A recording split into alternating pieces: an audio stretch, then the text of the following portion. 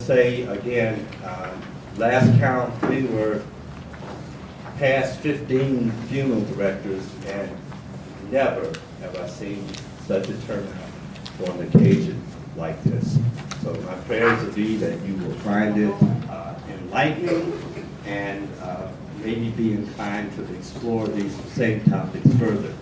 Final note is that obviously it's being recorded. I've got requests from as far as San Salvador from funeral directors who would like to be able to watch this. So we're going to share it with the whole funeral directing community. But the fact that it's being recorded, there may be some people who just don't want to be seen on tape. Now, we can understand that, but we're asking that if you have some aversion to your image possibly being included in the recording, that you sit on the wings, the farthest wings of the room. And that way we will not disturb those who are that sensitive. So without any further ado, I'd like to bring in our speaker.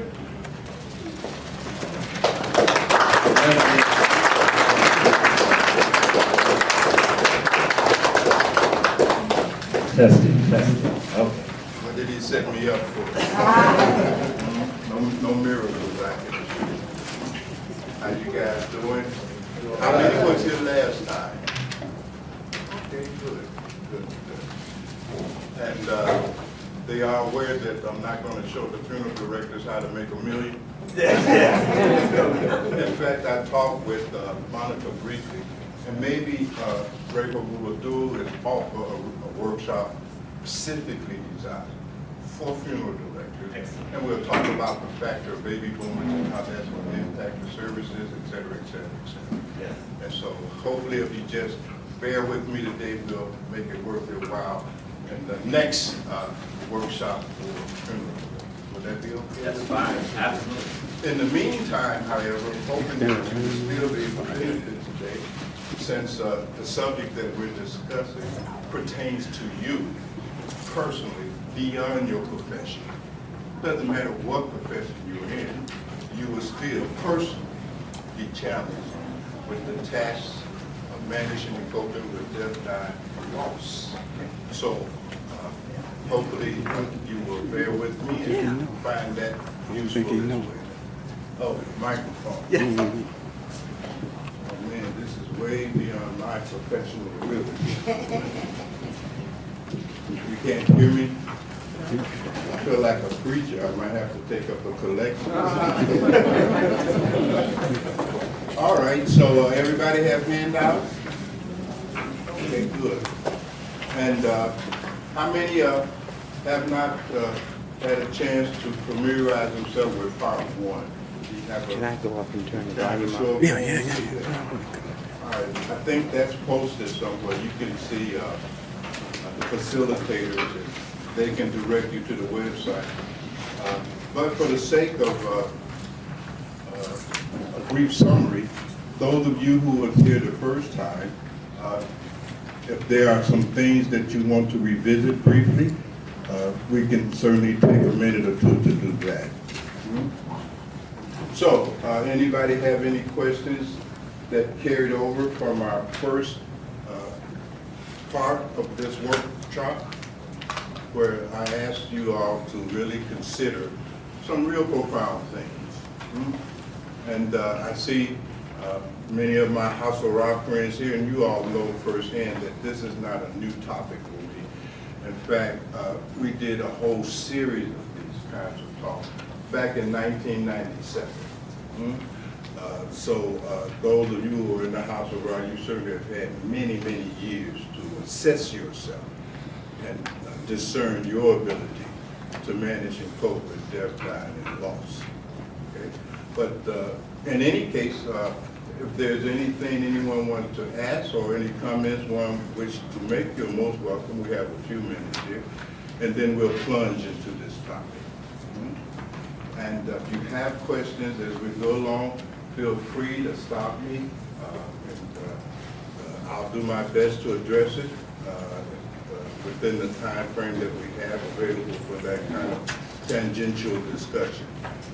First and foremost, I want to warn you, I'm not an expert on death and dying. That's these guys in the funeral director, you see. So all I ask of you is that you at least consider my argument.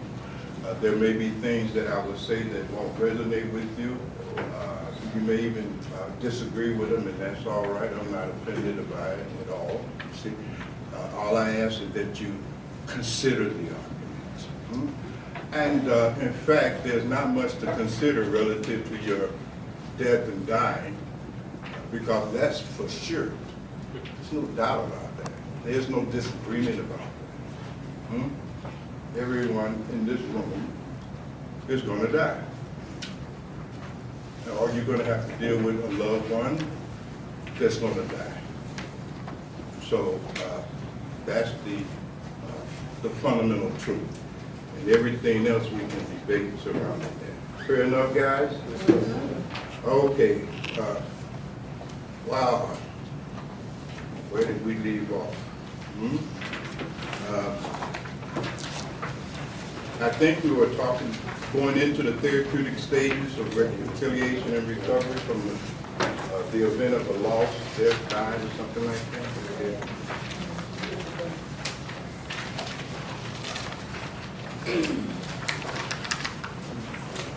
All right, so we finished up the psychodynamics and stages of grief and bereavement and all of that. And I really, really, really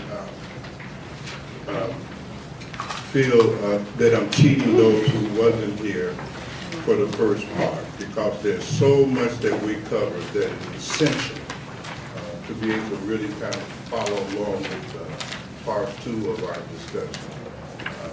So bear with me, and again, I encourage you, if you have questions, if you're not familiar with our natural response to loss in the form of denial and shock and then anger and then into negotiation and so forth and so on, into a kind of pseudo-surrender, and then finally you're able to emerge into acceptance. So we're looking at the therapeutic stages of reconciliation and recovery. We're talking about now, how do we recover from loss? Since all of us have had or will have the experience of some kind of loss. And I'm including these many losses that occur on a day-to-day basis. Loss of job, loss of relationship, et cetera, et cetera. What are some of the stages by which we are able to reconcile with loss and to recover from it? Because, do I have any therapists in the room? That's one brave soul. Any social workers? Any people that are on a spiritual path, meditators, practitioners, that kind of thing? Okay, good. Pay attention. All right, very good. So how did we recover from a loss? It's not a rhetorical question. Give me some input here. I'm here to learn with you as well. So how did you recover from a loss? Anybody had a loss? Anybody had a loss in here? Because this is not a theoretical discussion. This is not philosophy here, okay? Loss is inevitable. That's a part of human existence. That's life, okay? You're losing some every day. Even at the biological level, your cells are dying. Soon your teeth will be falling out and your hair will be gray and so forth and so on. So you're having a loss. How do you recover from loss? And especially those of you in the funeral industry, because one of the things that you are challenged to do is to do more than sell a coffin. You see? That's serving the dead person. How do you serve that family who has experienced a loss? So, I'm open for discussion. Give me some ideas here. How do you recover from loss? How do you reconcile that? You take it one day at a time. You take it one day at a time, okay? All right, so you have to come out of denial, right? That's the first step in any form of recovery. You have to come out of denial, you see, and acknowledge the pain, the suffering that is associated with that loss. The problem that we have actually is that Most of us are trapped in this denial because to acknowledge your own vulnerability to the vicissitudes of life somehow offends your ego. Your image that you have of yourself, that you project into others, like you're a rock of Gibraltar and nothing affects you, that ain't true. So you hide, you see, from yourself. That's guaranteed to prevent you from recovery. Am I right about that, therapist? First step, come out of denial. Come out of denial. Okay. So that's step one. Overcoming denial of that reality of loss.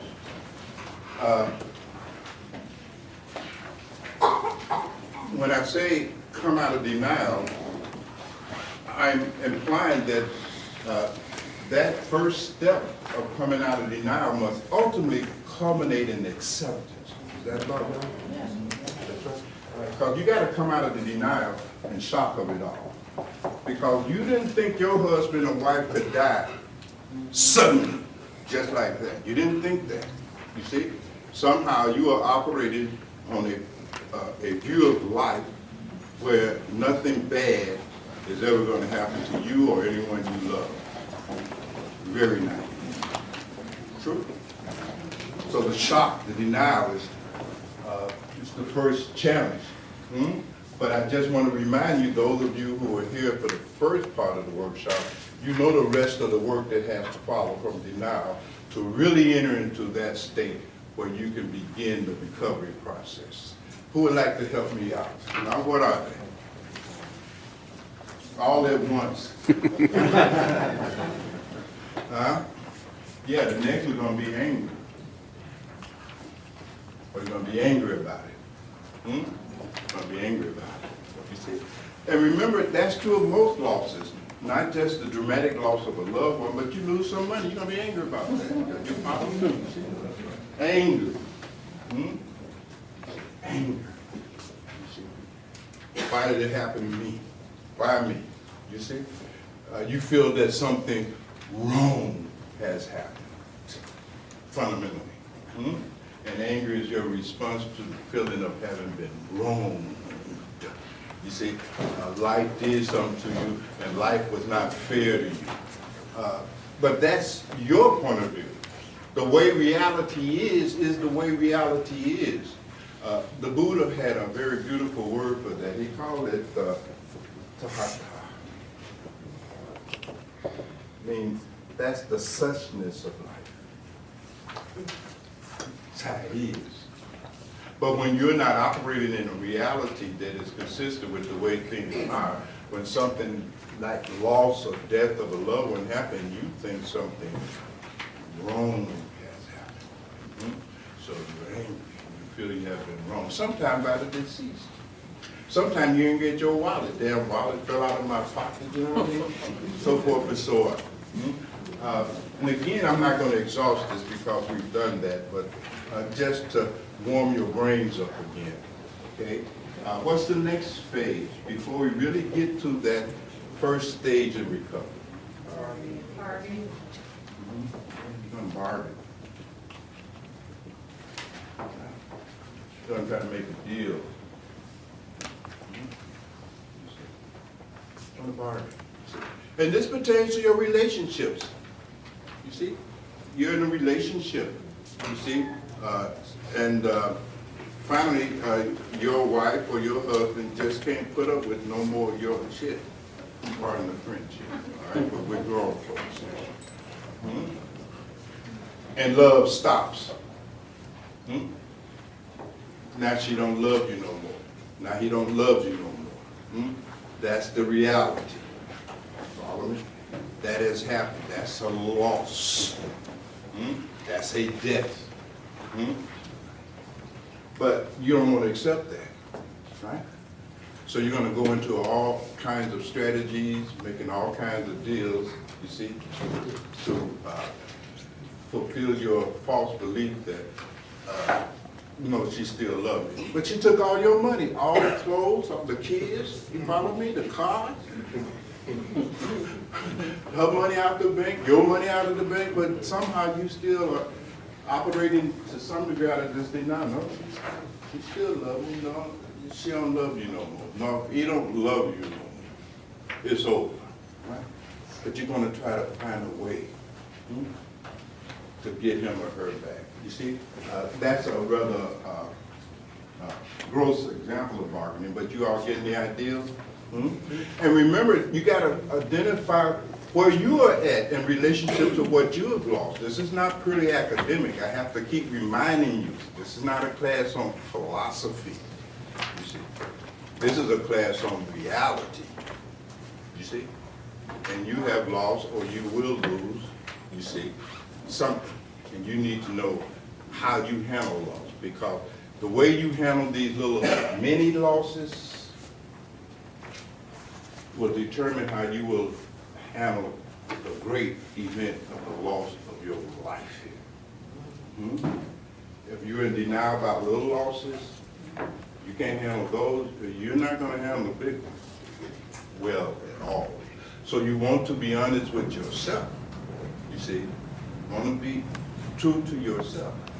Okay, so what's next, scholars? What? Did what? Surrender. Yeah, did somebody say depression? That's a symptomology of the process. We covered that last time too.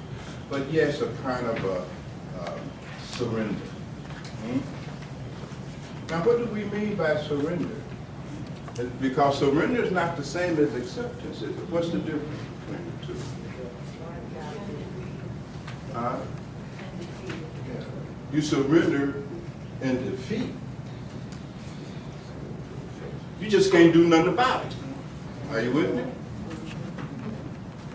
But underneath that surrender, there's still non-acceptance. There's still rejection of reality. It's hiding underneath that. You have not surrendered. You've been defeated. You cannot do anything about it. And that stage where you're stuck at leaves you full of feelings of hopelessness, powerlessness. You see, it leaves you in a very negative state. Are you with me? So surrender is a pseudo phenomenon. You see, it is defeat due to your inability to succeed in your bargain. So acceptance, right? So what is acceptance then, somebody? What is acceptance? I can't believe this here. Y'all got all these degrees and all of this life experience. Yes, sir. To me, acceptance is a level of peace. It produces peace. That's a symptomology of it. When we reach this level, it definitely creates peace of mind, right? So you're right. You're right. We saw that in part one of the workshop. Yes, beloved. Yeah, beloved, you relinquish your tendency to try to control some about the situation or circumstance. You get in harmony with reality. The ancient African mystic called that ma'at. You see, you get in harmony, you see, with life. You see, the key to really doing life in such a way that you will have peace of mind is learning how to get in harmony with life. You see, it's a dance. So you're absolutely right. When you have achieved, that's another symptom. But what is prior to all of that? What is acceptance, qua acceptance? And specifically, how does that differ from surrender? Yes, sir. Acceptance is when one embraces reality for what it is. Yes, sir. Couldn't say it better. You see, not only do you embrace it, in order to embrace reality, you have to understand nothing wrong has happened here. Just like. That which is born will die. That which came into being will cease to exist. What has come together will come apart. That's reality. And then when you're able to embrace that, when you can embrace the truth as it is, right? That's acceptance. But the most important psychological component of acceptance is the fact that you not longer have the experience of something wrong happening. Nothing wrong has happened. You see? Nothing wrong. Very good. So that's the starting point. Okay, so now we're ready to kind of move deeper into this recovery process. Because if you have not gotten beyond all of the prior states, you're still stuck in one of those states, you're not going to recover. In fact, in clinical situation, we define such people, we label such people as suffering from prolonged grief disorder. Prolonged grief disorder. They just grieve themselves to death forever and ever and ever. You see, it's really sad. You know, you can go to a lot of mental institutions and you'll see them sitting around.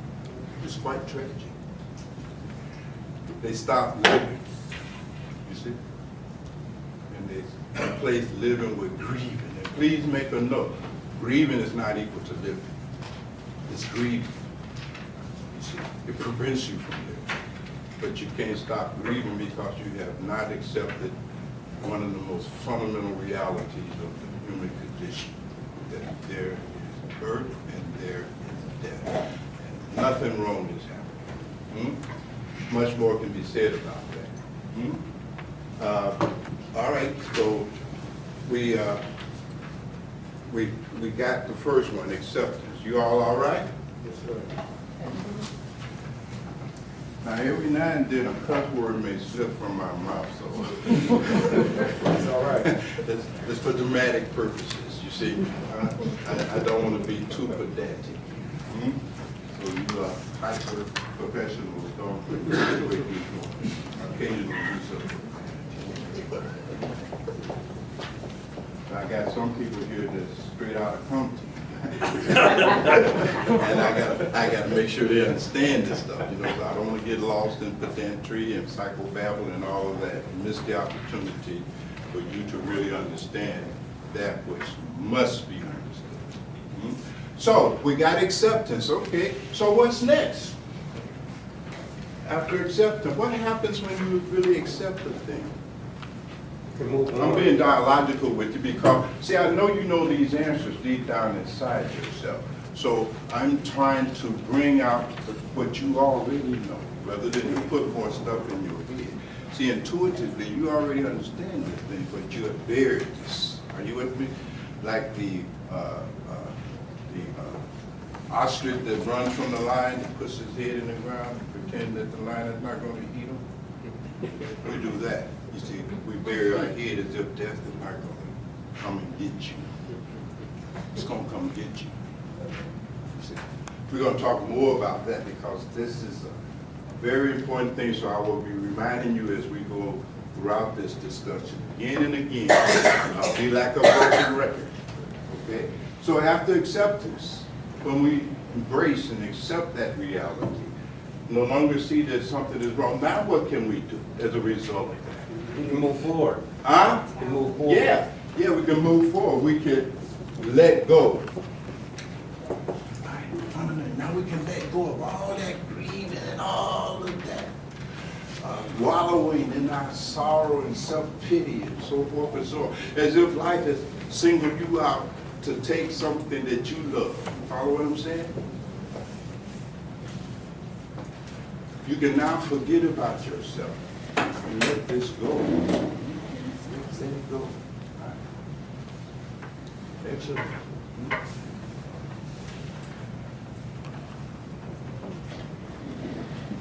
This is sometimes, even after you got an acceptance, sometimes you will still have a little bit of this challenge of letting this go. Are you with me? So you've been married for 40 years, and your wife or your spouse dies. Now, it's very hard to let go of that relationship. You see? To let that relationship go. You gotta let that relationship go. You see? That's very hard for people. You with me? And those who can't do that, you see, they shut down a part of life and living. They can't move on from where they were with that person. So that takes a little bit more understanding. And remember, the secret of managing reality is really simple. What it requires is understanding. You must understand. Understanding is the key to life. Understanding is the key to everything. Understanding is the key to your business. How you do business is going to be based on your understanding. If you don't have much understanding, you're not going to be very successful. That's how that is. Understanding is simply required in every aspect of human behavior, human ambition, and so forth. You must simply understand. And you must definitely understand reality. Then you can let go. What are some of the things that keep us from letting go? I'm just curious. What are some of the obstacles? Yes, ma'am. Yeah. Oh, y'all good here. Y'all very good. Y'all very good here. Are you a therapist? I wish. But I mean, you hit it. Memory.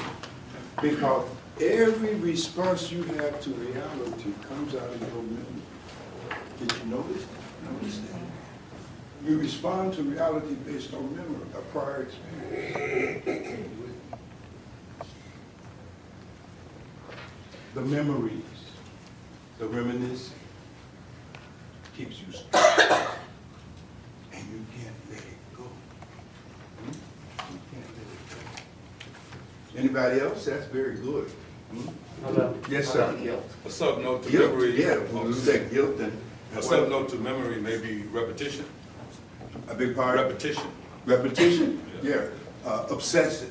Exactly. Yeah, in part one, we talked about that too. So hopefully you'll get a chance to review that. But you're absolutely right. You develop an obsession. It's OCD. Mm-hmm. You can't stop. You keep revisiting. And we went into that in a little detail. Maybe we'll come back to it because that's important. And Anthony Saab, you said guilt. Yeah, I think the sense that to move on, you're betraying a loved one. Yeah, you feel like So you're you betraying. feel, Yeah, and that's a big obstacle. very big. To be happy to carry on with your life is a betrayal of your spouse. Yeah. You start feeling that it is wrong for you to be happy. That by you moving on and becoming happy, that somehow you betraying the other that you're in a relationship with. Pure nonsense. You see? Because if the other really loved you, they would want you to be happy. That's one of the qualities of love. That which you love or whom you love, you want them to be happy. That's why you're in a relationship in the first place. So the loss of loved one can make you happy. They're not even in the body no more. But if they love you while they were here, then they would certainly want to see you happy. They want to see you walking around, you know what I mean, drinking, drugging, you see, crying yourself to sleep every night, so forth and so on. They don't want to see you trapped in that prolonged grief cycle. Are you with me? That makes so much sense? All right, so anybody has anything else? This is great. Yeah, one other. You got another one? You're an expert on this. Okay. Unfortunately. I think the part of the inability to let go has to do with the discomfort zone that you've created for yourself. Mm-hmm. You want to stay there. Yes. You just want to stay in that place where you don't really have to be stronger and move on. And you collapse and maintain that kind of comfort zone, which is really very uncomfortable. Yeah, in fact, in part It's one, safe, but it's safe. we talked about that. Because actually a lot of grieving and the phenomenon of bereavement is a very selfish phenomenon. It is all rooted in your ego. It's all about you. It's not even about, it's a very selfish thing. You see? Are you with me? Because you want to keep this person or this thing because it made you feel good. Are you with me? That's why when there's a loss, you have this feeling of bereavement. Bereavement is a French word. It really means the feeling of having been robbed. You see? So it's a very selfish phenomenon, you see? You don't want them to die because they are a source of your comfort, psychological and emotional, you see? Because that's part of the problem when you don't understand. You become psychologically and emotionally dependent on others and other situations for the sake of being happy or fulfilled. And since that other thing or person is impermanent, they can't live forever because this is the law. Nobody lives here forever in this form. When that ends, then you have a vacuum in your life. And so you try to hold on to them physically sometimes. You know, you'll find instances, funeral director, do y'all have any experience of going on a call and you find somebody been dead that you pick up, they've been dead for 2 months in there? You know? No. Because they can't let them go. They can't let her go, you know? Been dead for weeks, days, you know. So sometimes they try to actually keep the body there, you see. And then, even if you come and get the body, they still got all the person's possession. They ain't giving away nothing. They got all his suits, all his shoes, all her 300 pairs of shoes, all her jewelry. You know what I mean? They can't let go even of the stuff. Are you with me? Because that stuff becomes a substitute for the person, you see. They become hoarders in many instances. Hoarders suffer from that. They can't throw nothing away. They can't let go of nothing. You see? Even items that they associate with their child. I mean, they got them. They stacked in the basement, so forth and so on. They're still trying to cling to the person. Yes, ma'am? It's also fear. Yeah, fear. That's true, too. Yeah, that's a big one. Because where there's no understanding, there's always fear. Make a note, right? You see, fear is the sign that you don't understand. You see, that there's a kind of ignorance operating in you. See? This ignorance, right? It's an interesting word. It means the act of ignoring something. And in this case, you're ignoring reality, right? And that ignorance now prevents you from understanding. So that's very true. Fear. We're going to get into that again, but I'm satisfied that you all have sufficient insights now into what might be stopping you from letting go. And remember, it don't even always have to be a material thing or a person. You got ideas and ambition that you can't let go of. Ambition you ain't going to never fulfill. Are you with me?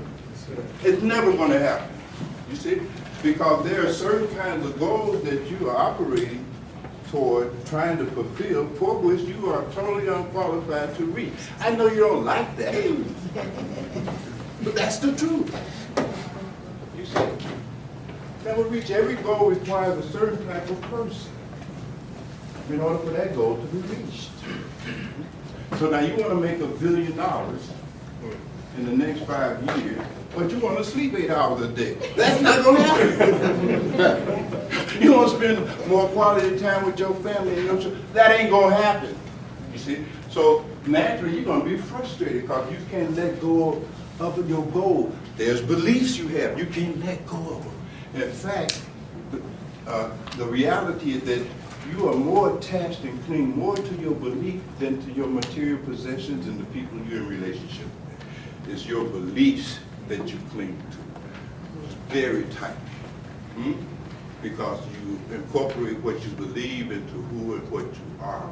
Your beliefs make up a major part of your sense of self, your identity, and you can't let them go. And then you elevate your belief to truth. Your beliefs are not equal to the truth. They're just beliefs. They change. Are you with me? We don't even examine them because we presume what I believe is the truth. You see? But you were believing you wouldn't lose anything. You were believing nobody would die. You were believing that you would retire from that job after 40 years and get a gold watch. You believe he loves you. Right? No. Just a belief. We'll get into that hopefully a little later. We're going to keep you here all day. This is such a beautiful day. But I do want to make it worth your while to the best of my ability. All right, so that's the second step, right? You have got to be able to accept to the degree that you're now able to let go. You accept, and on the basis of that profound understanding of the way life really is, you're able to let go of the past. It's the past. Can't let go of the past. That's what memory is, right? Memory is records of the past. True. Things already experienced, right? By definition. You can't let that go. And if you can't let go of the past, can you live in the present? Come on, are you kidding me? You ain't been able to pull it off? I thought at least, somebody just should have been able to pull that off. No. You live in the past. Living in the past is living in your mind. You're not in reality anymore. You become psychotic in some sense. It don't even exist no more. It has no extension in time and space at all. It is strictly in your mind. Strictly in your mind. And you are absence in the present. And that's why you feel very often so unfulfilled and dissatisfied, because you're not here in this moment. You're not present. You're absent in your own life. You're somewhere in the past. And you cannot live in the past. It does not exist. Or you're in the future. Same era. You see? Future don't exist yet. And even when it does come into existence, it will feel just like the present. Tomorrow will always come in the form of a today. So what you can't do now, you're probably not going to do. You see? So far, so good? Yes, sir. You all are doing real good here.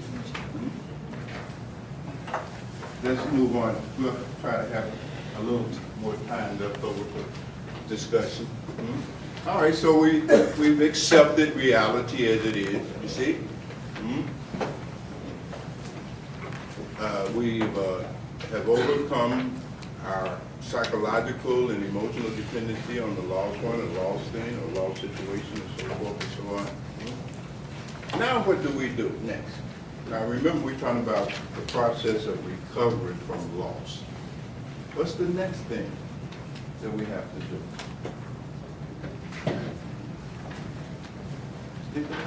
Yes, sir. I got it. This might sound totally statistical, but I normally lose something. I try to get back what I lost. You try to get back what you lost, right? I know. And that's something that all of us try to do. But Heraclitus said it best.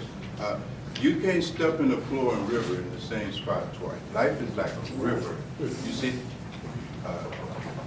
we call it the Tao in Chinese philosophy. Tao. It is flowing. You see, and that's the exact illusion that keeps us stuck in the past. We keep trying to go back and get what has been gone. Now, go back and get the birthday cake you had when you were 5 years old. And then you'll understand what I'm saying, right? See? Or you try to go back and get that guy or that girl that you was in love with in high school. And you hook up with them. You leave your wife, you leave your husband, you go back, right? Hook up with them. Can't hook up. Because everything have changed. See, one of the nature of reality is that it is constantly changing.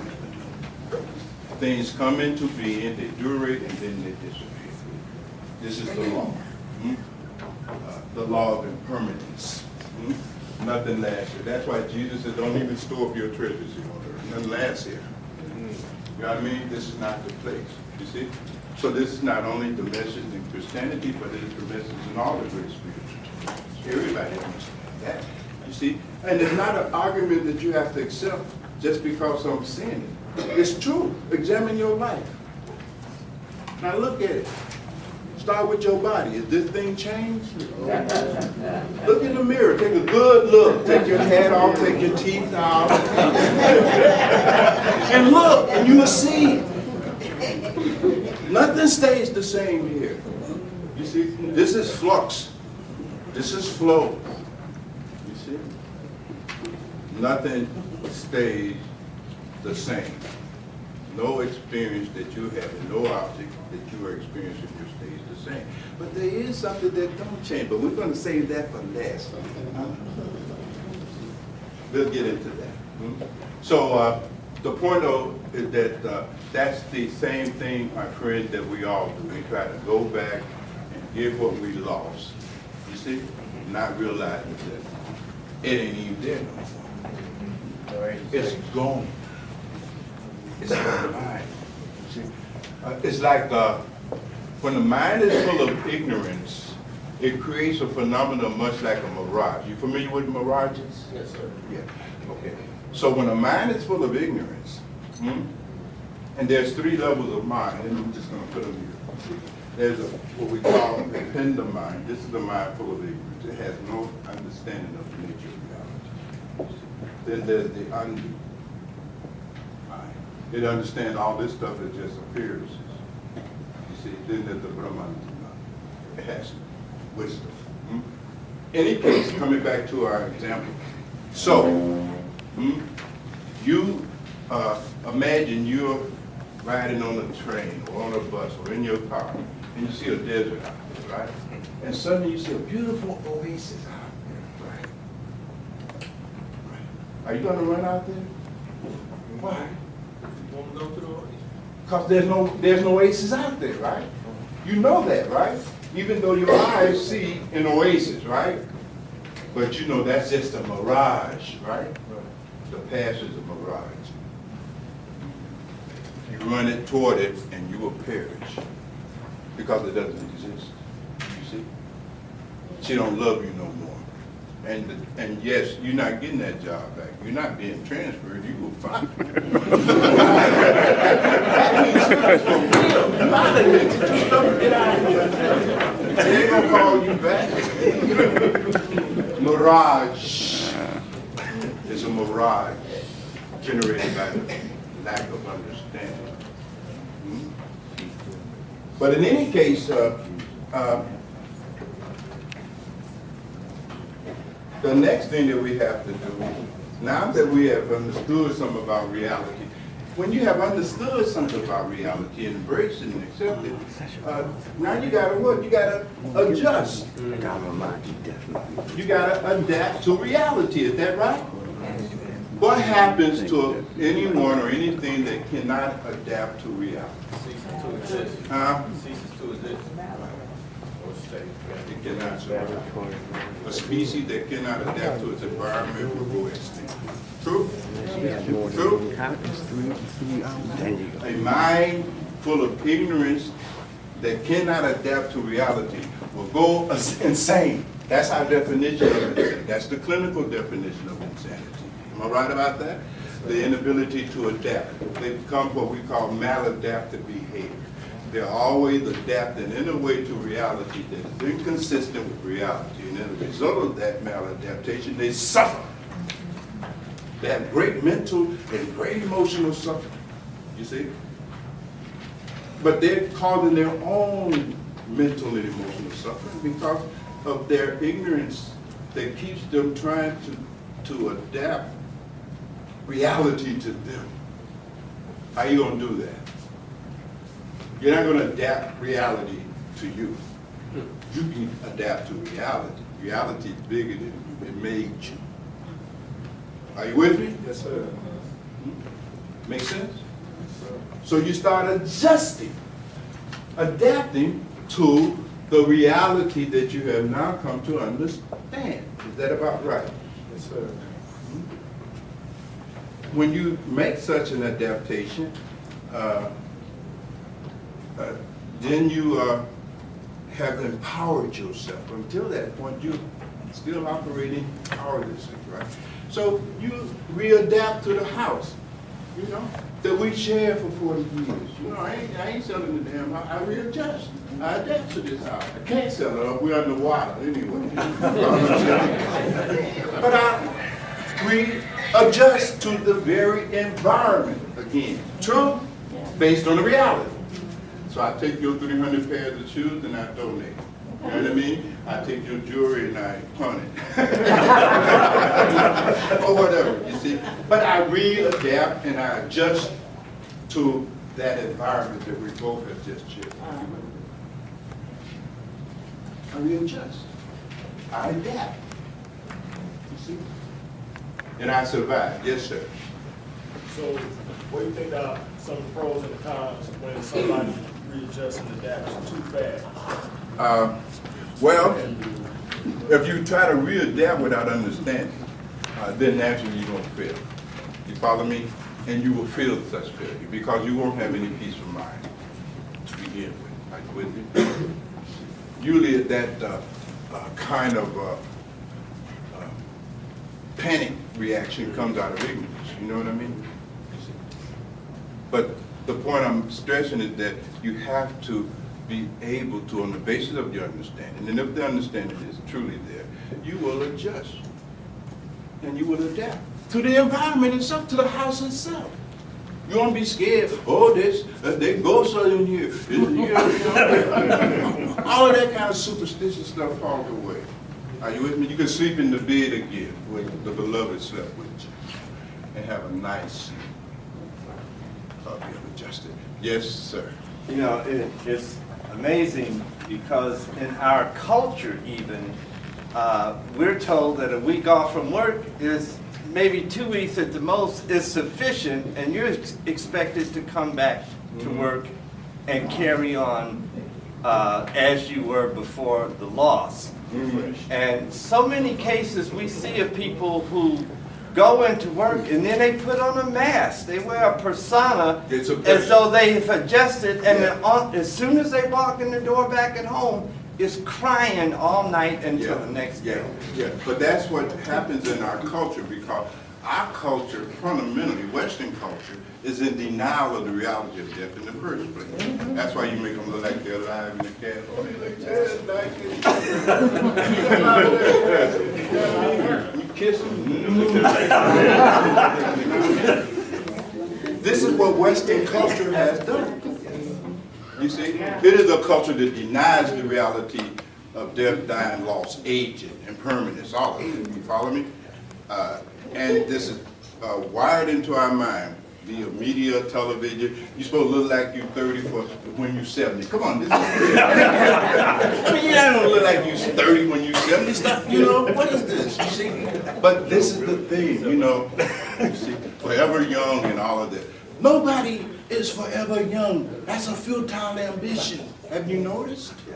It goes completely against reality. And whenever you go against reality, you suffer. You suffer.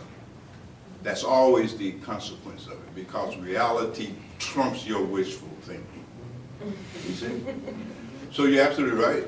In our culture, we're in complete denial about death. You see? Now that's not so in many other cultures, especially in poor countries. I mean, because I think you went to South Africa a couple of years back, right? Yeah. And they burying people in the backyard. Yeah. You know what I mean? You see them laying on the sidewalk. You know what I mean?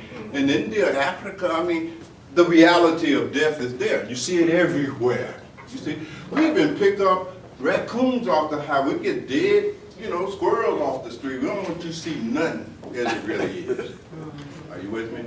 In other countries, there's other tradition. In Tibet, for instance, the Buddhists, you see, they would go to cemetery. This is where they will hold their spiritual meetings. You see. Now, some of you all know that a lot of people are scared to even come into a funeral. No, for sure.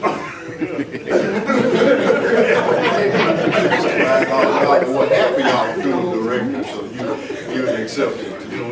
But I mean, really, it's just that thing. They don't ever want to be made conscious of reality. They want to stay unconscious of the nature of reality. That's why we have a drug epidemic and all the other kinds of problems, because you want to anesthetize yourself. you don't want to deal with the reality of whatever suffering that you're presently experiencing. One person said it very beautifully. It said that our suffering is born with us.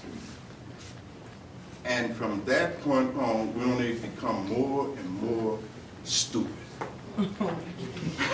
Right?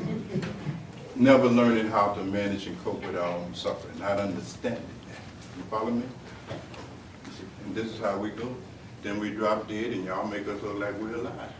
Sometimes look better than when we're alive. Y'all do some good work, really good fooling. I make people look good. I see why necrophilia occurs. That's an inside joke. That's an inside joke. Y'all too damn good. But you get my point. With that understanding, with acceptance, with letting go, there comes the ability to readjust to your environment, to your reality. No problem. You see? We're going to take a break at 2:30. I'm just going to see if I can finish up this component. Number 4. Now, if we can make that readjustment, right? We become capable of something else. And relative to, let's say, the loss of a loved one.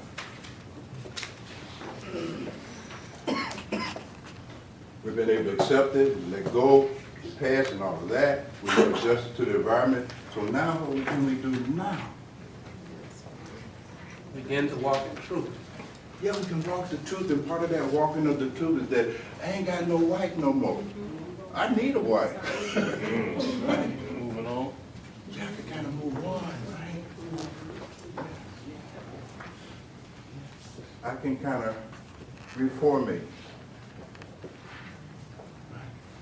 I can make a kind of reformation, not going back to the past, young man, right? You see, I begin to become capable of formatting new relationships. Right? Because I don't have no baggage. Right? Got no more baggage. Now I can begin to formate new relationships again. I can start living again. You follow what I'm saying?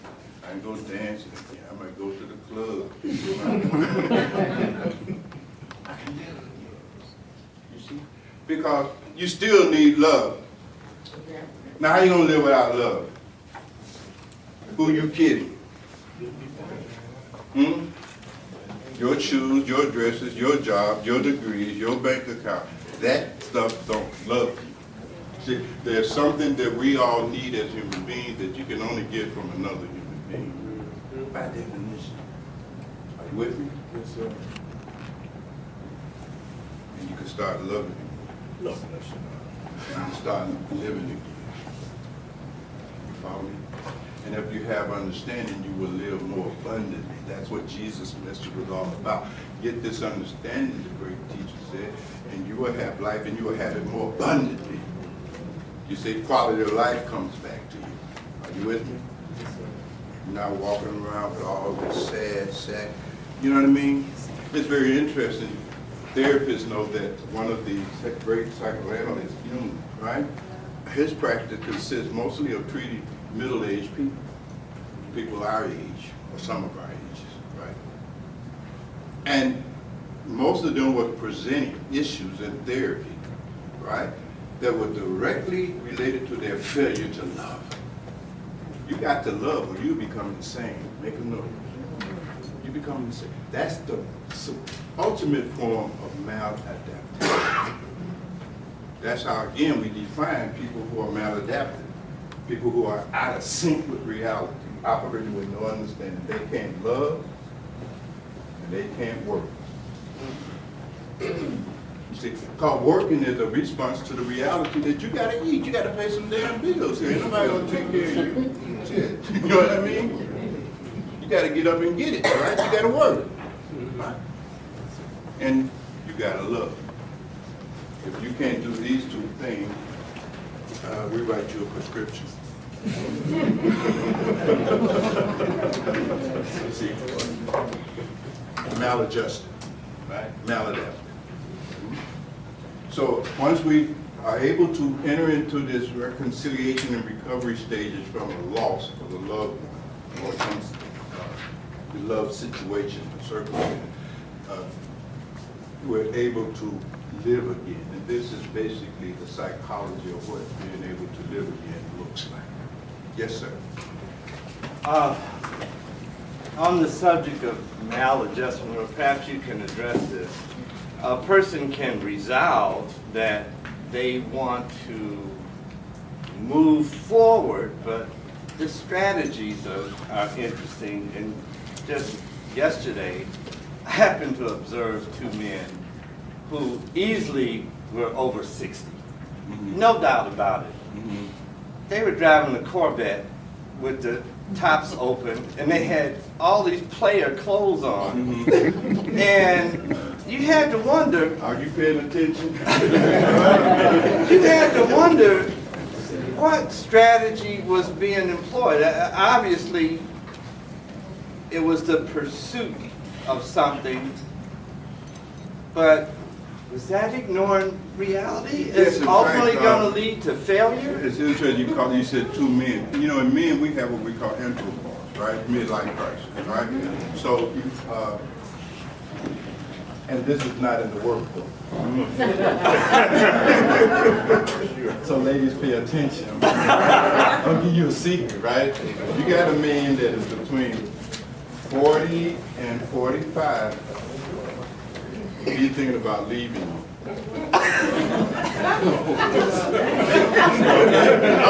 I'm telling the truth, right? Now, it's really deep. It's really deep. Because, again, you know, we go through stages of life, right? Human development moves through stages, usually in 7-year cycles, right? So you got stage 1 of life, right? That birth is about 7, right? And in that stage, your mind is operating out of magical thinking, right? Stage 2, that's your adolescence or pre-adolescence, 14. I'm not going to go through all of this, but just to give you some kind of sense of how this thing is going. It's this stage, stage 3, adolescence. Adolescence. Adolescence in male is a traumatic experience. 14 to 21. Right? Now, actually, there are 2 stages of adolescence. We call this stage 1, and then there's a delayed adolescence, stage 4, right? And that's like from 21 to 28, right? So these 2 stages. But it starts in high school. You start creating this vision for your life, right? So you're 16, you're 17. You got anybody got teenagers? All right, so y'all should know what I'm talking about. They're talking about I'm gonna be a rap star. I'm gonna be this. You know, they start creating a vision for their life. By the time that they 35 or 40, they say I'm gonna have $12 billion. I'm gonna have me a big mansion. Blah blah blah blah blah. Right? Now, what happens in anthropos, sometimes it's happening sooner, in fact. We have in males what we call quarter-life crisis. They're about 24, 25, and they hadn't made the million yet. Then they behave in the same way that we do when we hit this 40, 45. But the point I'm making is that you created all these dreams and ambitions and visions of your life that and living, right? That you're going to be like by the age of 35 or 40. And so you get 35 or 40, ain't none of that came true. You're not an MD. And you don't have, you ain't got a 200,000 plus salary. And you don't have a big house.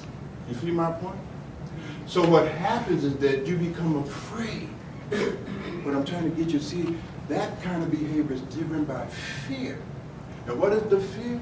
The fear that, all right, look, I'm 45. So when you look in the mirror, you're no longer able to lose yourself. You know, you're getting old now. You feel it in your bones. You can't play no more ball.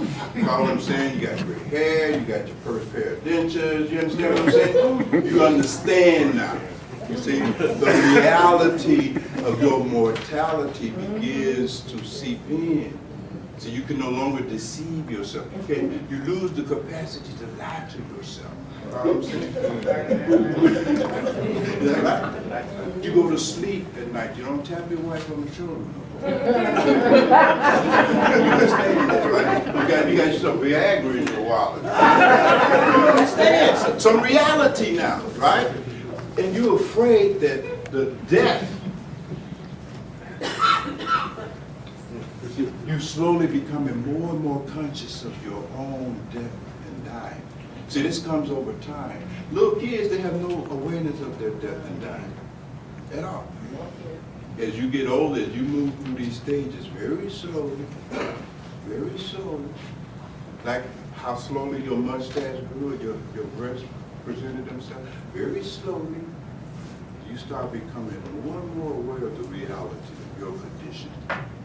The you that you've been thinking you are, based on your misidentification with all of that which is not you, begins to dissolve. We're going to talk about that next, okay? And you begin to slowly realize, oh, I see. And then you do an assessment. Well, they ain't got the stingray, you know what I mean? They ain't got the big house. You start becoming full of fear that you're going to die before you can fulfill that vision. And you with me? It scares the hell out of you. You follow me? So all that money I was saving for my daughter college, that coming out of the bank. That's a real Corvette for me. You understand what I'm saying? You give me some gold. You see my point? You're desperate now to try to fulfill your ambitions and your adolescent dreams before you are too old or worse, dead. And that rise of awareness over those 20-some years since you were 18, you're seeing so much death. So you're not as naive before. You see, you got friends you went to high school with are dead now. You know what I'm saying? You watch the news, you read the paper, you see the streets out here, right? And you begin to understand that death can happen just like that. You begin to understand that death comes ready or not. You follow me? And you don't know under what circumstances, when or where. You see, you're wising up some. You see, that's why the old folks said, keep a living. You'll understand. There's a kind of understanding you get just from living. If you're not unconscious, that is. If you're not trapped in your mind somewhere, are you with me? If you're just a little bit present with reality, you begin to discern some reality here. And they can, basically, you see. And they try to go back and get what they couldn't get, you see. Especially if that young man was saying, they even try to go back to the past now. You see, so you'll see them, they're on the corner, they got their hat turned, you understand? I mean, really, you know, they're out there. Look on in the corner, you know, some old players out there, right? You see? There's a guy on the west side, Bill Washington, somewhere right around Costner, right? And back in the day, you know what I mean? I'm from London, right? Anybody else from West Side? Hold the city up in here. All right. So that there on Washington and Costner, back in the day, was players, you know, Don Juan and all of them. But this brother here, his thing was different. You know, Don Juan was green and gold, right? Y'all know that, right? Okay. But this brother was all red. And he used to have a red umbrella. You know what I mean? That was his signature piece. You know what I mean? These pimps know how to get your attention, women. You know what I mean? Colors, they understand that. Any case, saw him a couple of years ago. He got to be 80. Still on the corner. I'm sorry for that brother. You know what I mean? You see, because there is a phenomenon that happens when you don't have understanding. You can grow old, but you'll never grow up. Growing up is a very different phenomenon. Very different phenomenon. And you see those sisters, same thing. They haven't grown up, right? And she's out there. Now, she's 75. And she dressed like one of them dots. You understand what I'm saying?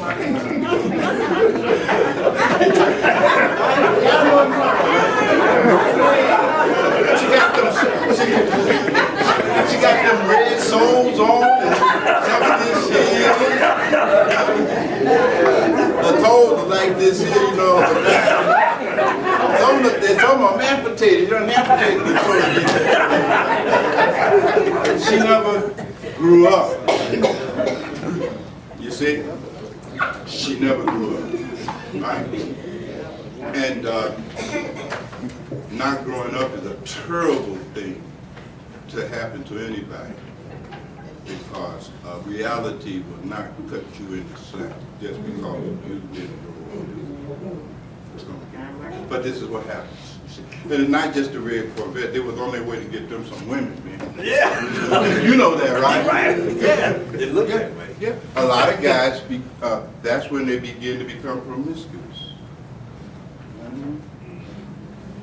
That's when they most likely become cheaters. Because they're really trying to get it back. And the key to getting back my youth, give me a young girl. Right?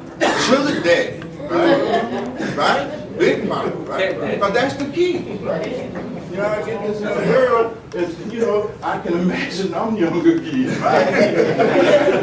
I'm for this young chick, you know what I mean? But that's because you got money, man. Or for a minute, right? You gotta fix her hair. Take a look at her shopping money. Y'all understand what I'm saying? Come on, is this too real? That's all right. Keep it coming, baby. Right, 'cause I don't want to offend y'all. You know what I mean? I don't want to offend y'all image of yourself. I know these PhDs give you a false image of yourself. As if you have somehow transcended your humanity. Who you kidding? Harvard degrees don't result in you transcending your fundamental humanity. Who you kidding? Yes, sir.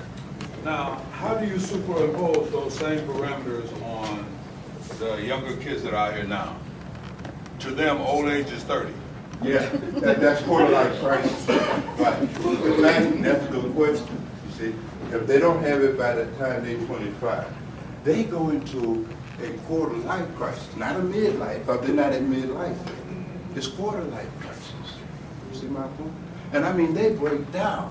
Now, what happened with those kids, right? These are the kids that go in your basement until you dead. But they're not going to go back out here. Because they gave themselves a very limited time. If I don't have this Benz, you know what I mean, with them 20 inch on them, right? And I don't have that mansion like R. Kelly, right? And if I don't have it at 25, I'm done. They'll fall into depression. They'll give up. You see my point? And they'll be in your basement, right? They will not have the wherewithal, the psychological resiliency to handle the struggle that it takes to get off. Are you with me? Are they naive? Remember, TV has made them naive, right? You see, when we were growing up, right, they had we didn't have all them Bill Gates out there that made $1 billion when they were 19. You know what I mean? We didn't feel bad about being broke and delivering papers at 20, right? Yeah, that's a paper route. We were cool with that. Not these kids. Their minds have been programmed, falsely. You see that they can achieve all of this. So the only thing we can do is give them some understanding. You follow me? But we can't give them no understanding of what? So these kids are a product, right, of our ignorance and failure to parent on the basis of reality. You know, reality. You see? So forth and so on. Much more can be said about that. You see, all of these things are sort of interconnected. But we achieved our first purpose here today. We finished this first section here. So we looked at the therapeutic stages of reconciliation and recovery from loss, right? We see how that process works. And now what you have to do is to see where you are at in any recovery process related to a loss you have had. See, it's got to get personal. It can't become professional without it first being personal. You would never be more professional than you are personal development. You see, in large corporations, we understand that. You know, so Google or Microsoft, they come in and they do workshops about this stuff. You know what I'm saying? Everybody's there, managers, everybody. You see, titles do not exempt from your own imperfections, shortcomings, and faults. True? True. And you can't give what you don't have. Hmm? Philosophy don't work. You see? Schweitzer said it best. He said, you can't, he says, character. And that's what one of the problems is, young men. Our children lack character. And Albert Schweitzer said a character can't be taught. First, it has to be caught. It happens through osmosis. Are you with me?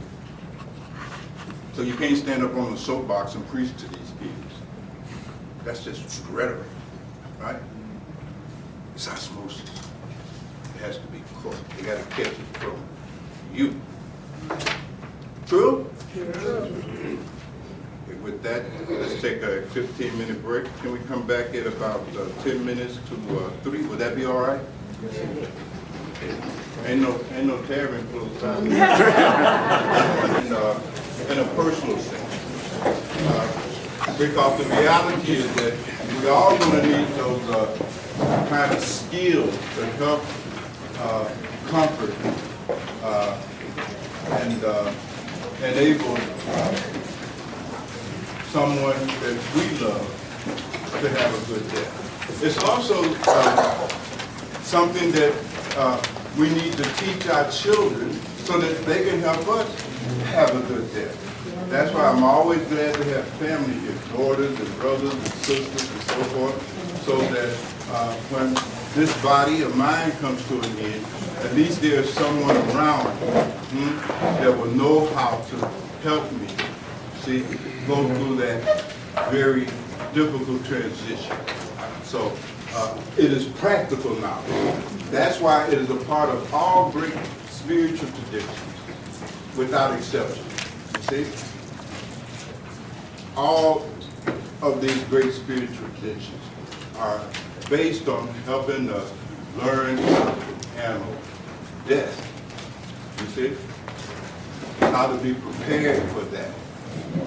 Our own and those of our loved ones. You see? So I'm hoping that each one of you in here, particularly those who are in the inner life profession, start teaching, families. Because they're going to have other losses, and if they are able to perceive you as a source of that kind of healing that they need to recover from that loss, guess what? They're going to send everybody to you. They're not going to send everybody to you to get a coffin. Are you following me? But they will send everybody to you because you know how to really give them what they really need. You see? Which was help. And one day, you will need it too. Because you too are going to have to go out of it. Right? So I want to talk a little bit about this next section here, the psycho-spiritual stages of life.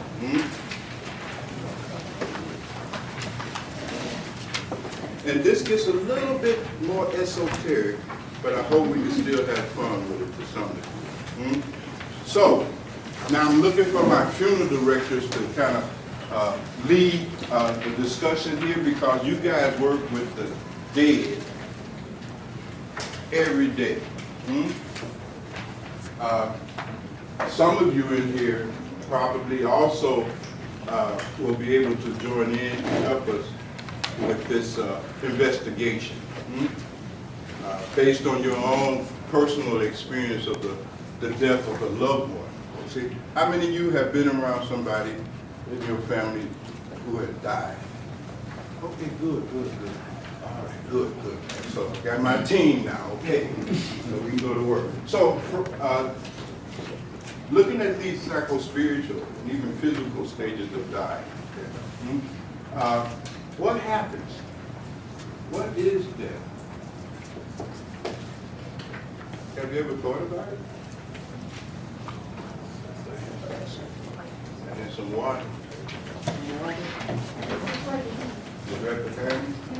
Oh, my eyes are dead. I'm gonna be talking about this. So what happens in the stages of loss and death? Well, let me preface this a little bit. There's a term that we use is called Bhagwan. Now, you have to forgive me for this language barrier because I'm only able to communicate in a language and a tradition that I've learned something about this stuff. But Bhagwan simply means the gap. The gap. The gap between transitional states. Like even with your thought process, if you'll notice that if you read something, a thought arrives, and before the next thought arrives, there's a gap. In those gaps, you find truth. So, the Bhagwan.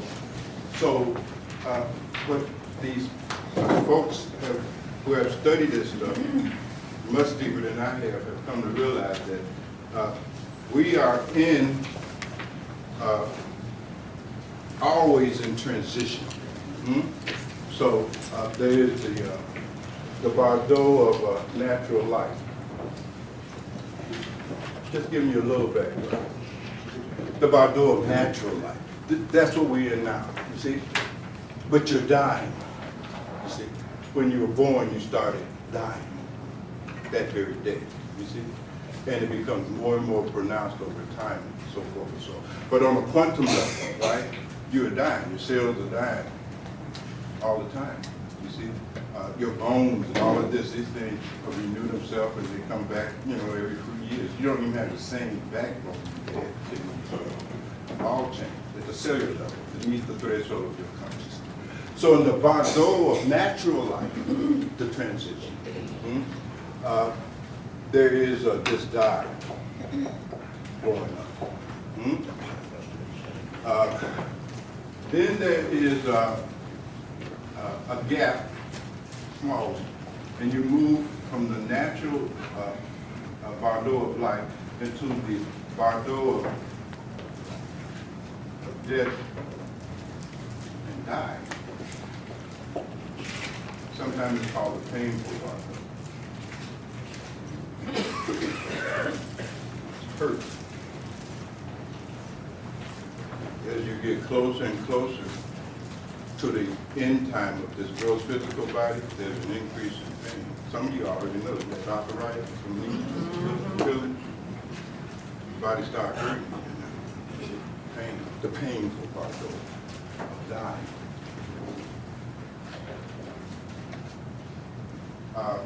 Then there's the Bhagwan of the afterlife. This is very interesting. It's another stage. And then there's the Bhagwan of rebirth. So what you see is a cycle here. Birth, dying and death, afterlife experience, rebirth. Cycle. Wheel. And not only is it a cycle of life, it's a cycle you see even at the quantum level. You see? It's the level of quantum mechanics. I don't know if you're familiar with quantum mechanics, but you'll see that. You know what I mean? Same phenomenon. On an infinitely smaller basis, but operating on the same principle. Ancient people, particularly the ancient Egyptians, African Egyptians, and Kemet, you see, understood this cycle. Understood this cycle. And understanding that cycle gave them the ability to create a very different culture, a very different civilization. You see, no doubt one of the longest lasting civilization ever created by human beings, capable of creating great science, great art, all of that, you see, because they understood this. It's a movement, you see. Everything is changing, it's moving and changing specifically according to this scheme. Now, don't want to bore you with too much of that stuff, but I want you to have a kind of a little background. So, the first step, and I guess I'm going to give you a freebie to get you started here. The first thing that happens in the dying part of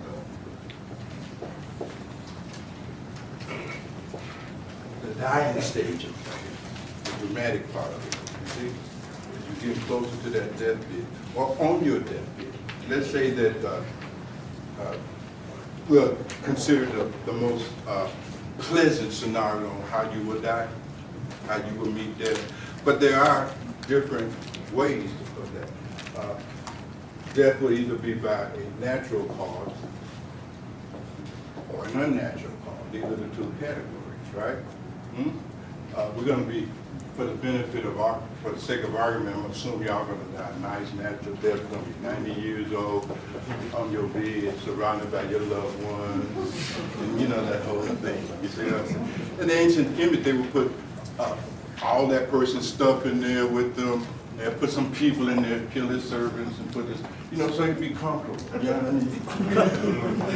mean? A kind of pseudo-natural death was created, is what I'm saying. All right? They knew they're not taking all this stuff into the afterlife. It wasn't purpose for them. It was purpose to give the person the experience of a natural death, comfort, loved ones, etc., etc. So if you don't have any loved ones, you just go get you some Madigan, stand the Madigan. Or it would be an unnatural death. The unnatural death means death by accident. Plane crash, you know what I mean? Hit by a Mack truck. Murder. Unnatural.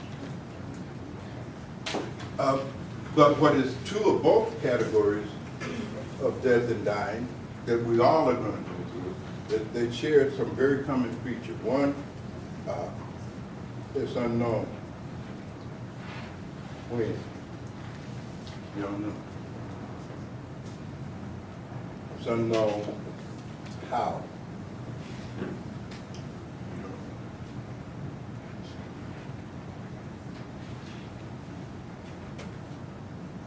So you don't know when, and you don't know how, and you don't know where. Now, you guys that are in the business, right? You went and got body, you can still smell the cologne. The shoes are still shining. The tires are still, they're still lighting up. And you bring them out in the bag. He had no idea. True? That's scary. No idea. But you got her, she's still, you know, that Chanel, whatever that is. What is it? Chanel, what? Fire, there you go. You can still smell it on her. She's smelling good. Y'all putting in that flavor, but she had no idea. You get some guy in the morgue and he's all twisted up, beat up. You know, he got hit by a car crossing the street. He had no idea. He just going to go to get him a pack of squares. Or going to get a loose square. No idea. Unknown. You see, unknown. You don't know when, you don't know how, and you don't know what. The only thing you are certain about is that it's going to happen. Period. Right? So the whole purpose then of spiritual teaching, training, practice, purpose of religion is to prepare you for death. That's bottom line. All of the teachings are there to help prepare you for that which is certain, death. You see? And whether you know when, how, where, that ain't gonna stop death. So you have to be prepared. Are you with me? And that's the function and purpose of religion, of spiritual training, spiritual tradition, spiritual literature, et cetera, et cetera, et cetera. You see, that's the bottom line. It has nothing to do with your religious emotionalism. Are you with me? It has nothing to do with your psychology. Psychology is not going to prepare you. Are you with me?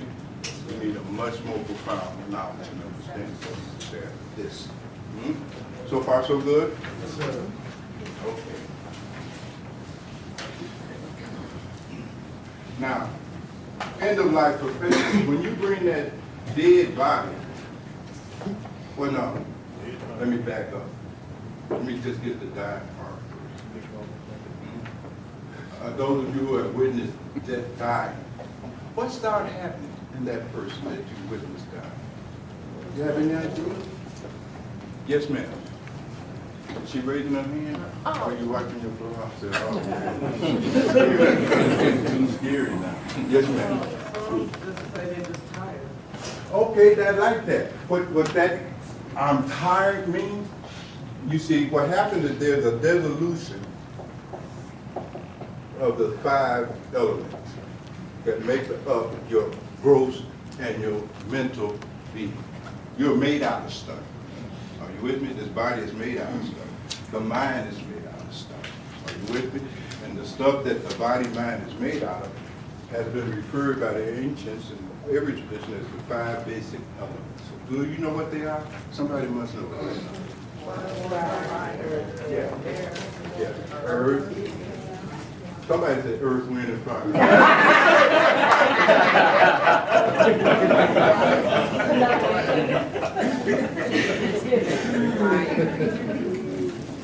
And they have one that they call ether. Space. These are the 5 elements.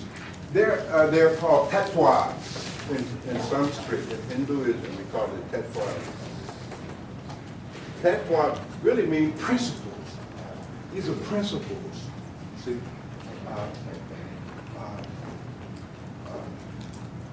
I struggle here to really try to communicate this because this is really kind of deep. But you need deep knowledge to deal with the reality of death, right? Ancestors on the west coast of Africa in the Dogon tradition, we had a term for this. We call this sogayi.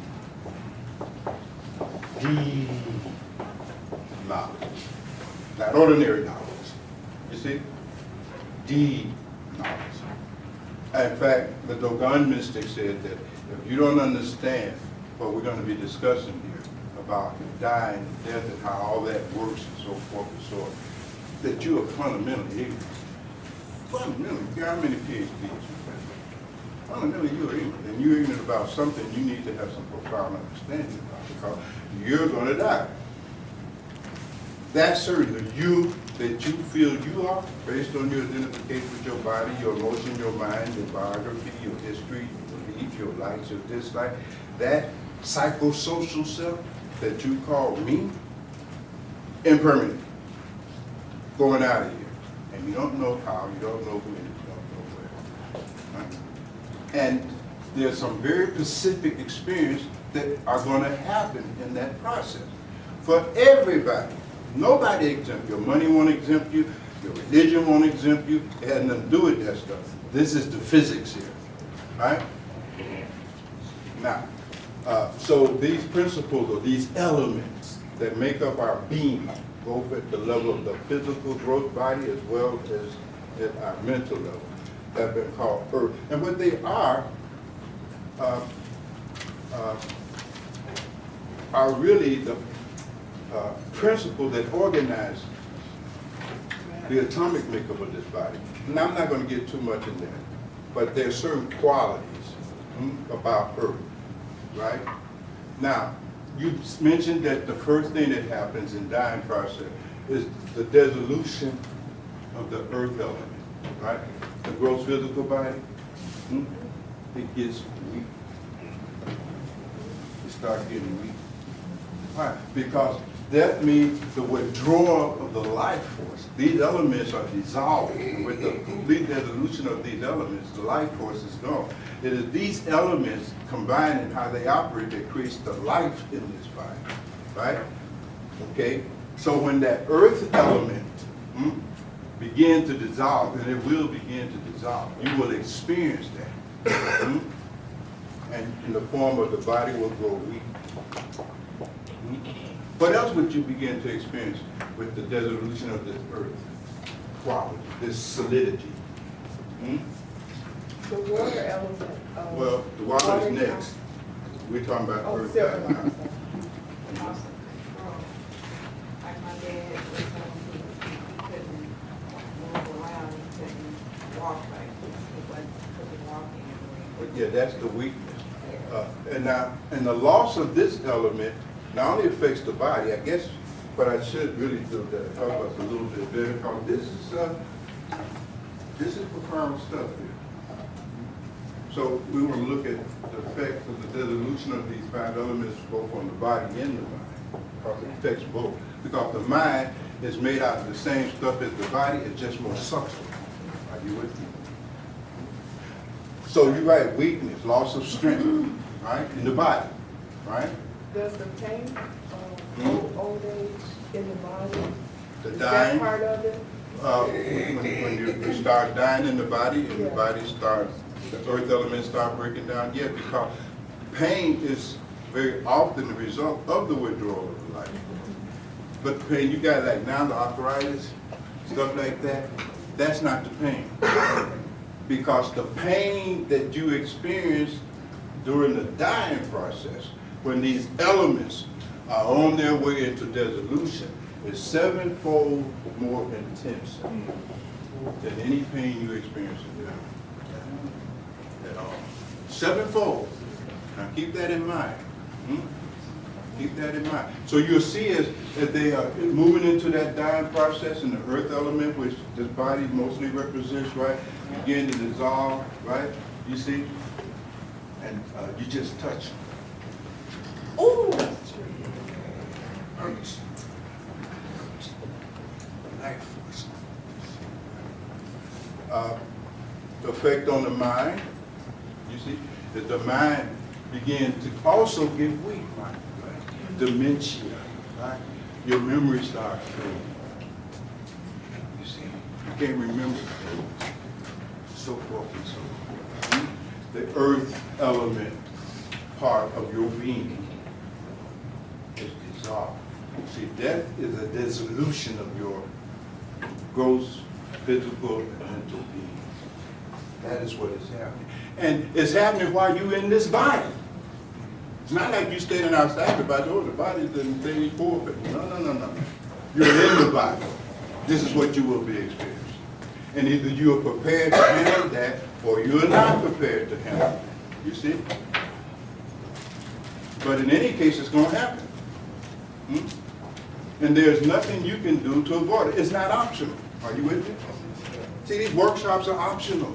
What religion you will follow, that's optional. Dying, that's not optional. That has nothing to do with your beliefs, with your religion, your philosophy, your psychology. It transcends all of that. That's reality. And you will experience it. Y'all all right? Yes, I told you we are in a funeral home after all. We got to kill somebody.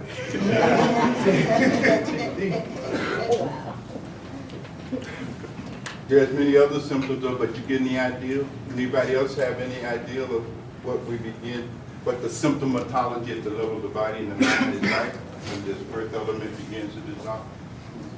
Get a little sight. Get a little sight.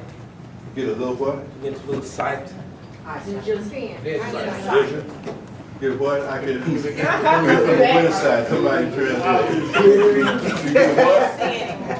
Oh! The hearing. Yeah, the senses. Yeah, mind and senses. Right. Actually, that'll take us into the next part. But we might as well kind of loop them all together. Y'all very sophisticated, right? But you do begin to see the 5 senses. You know, feelings, taste, because y'all know the 5 senses. Okay. And what happened is that the body has an organ representing each of those 5 senses, right? Like the eyes are the organ of sight, right? So in my body, that organ, the eye, the physical eye, that's made out of earth element too, right? And so when this whole thing starts dissolving, right, my eyes start getting bad too, right? I can't see as clear, right? The ability to see is still there. I'll do it in a dream. But seeing through these gross physical eyes, whose matter is dissolving, you know, I can't see it. You know? And that's true of each other of the senses, right? Are you all following me? Each sense perception has its corresponding organ in the gross physical body. You have ears, right? So as this body begins, earth elements begin to dissolve, right? You find that you can't hear so good anymore, right? Yeah, I just said. Oh, you need that earphone, right? you're not too vain, you better hook up. You follow what I'm saying? Because you go out in the street, you won't hear that truck, I'm gonna kill your damn self. You follow what I'm saying? Right? True? What about tongue and taste? Can't taste. Yeah, that's gone. You see? Because the earth element is dissolved. Yeah, that's gone. You see? Earth element is falling. Right? Can't taste. You know, put a whole box of salt on it. You know, and run your blood pressure. You know what I mean? Right? You sleep more too. You sleep. Okay. That's no And so, the same is with the skin, right? The organ of touch, right? It's falling apart. Y'all with me so far? Now, what's important to understand about all of this, this is something you are going to experience, and it is something you will witness in people who are dying. You follow me? This is not my belief, my argument. It has nothing to do with it. This is just observation. You see this your own self. You experience some of it yourself, aren't you? You're in this body, right? And this body, the level of these 5 basic elements will start dissolving, and it will affect you at the level of your mind and senses, right? So when my organs of perception in the gross physical body, the 2 eyes, right? When the earth element begins to dissolve in it, and now they become more and more dysfunctional, right? Sight is still going on, right? But I'm misperceiving, right? Isn't that interesting? Why is that? Because my eyes, the physical eyes, right, are dissolved. So the capacity to see equates sight. That you see like in a dream, you can see, right? That's sight, right? Those are the senses. These are the sense organs. Very often we get the two confused, right? There are sense organs and there are senses. Okay? But your eyes are getting bad, we call it. My eyesight is getting weak, right? Earth element part of the body that makes up your eyes is getting weak. So what you see, you're misperceiving. Very interesting. Yes, ma'am. So yeah, and I don't know how you're going through these, but there's also then often with dying people, so there's a tremendous disorientation and agitation and confusion. Because, and you either consciously participate in this process, or the process seems to be happening to you, and you're not consciously participating in it, which I imagine Well, you're in fact, what you're addressing, Anthony Saab, pertains to the dissolution of the water, you see, and the dissolution of fire. And we will get there, but you're very right. Because as each one of these elements dissolve, there will be a symptomology that you will experience while in this body, you see? So forth and so on. And the mental part was the weakness of memory. You see my point? Your memory starts going. You can't remember anymore. You start developing dementia. And that's just natural because even at the neurological level, your brain cells, right? They begin to dissolve. Those parts of the brain, right, that houses your capacity and faculty for memory, the prefrontal cortex, these things are dying. That shows up as, oh shit, I can't remember. You know, follow what I'm saying? Your reflexes are going, right? The reflexes are going. All of that has a lot to do with the brain part in this gross physical body, because that's what the headquarters is. But your brain is dying. It's dissolving. It's falling apart. You see? Your neural circuits, you know, are dying out. You're losing connections, and that shows up in your whole bodily behavior. Okay? So far, so good? Yes, sir.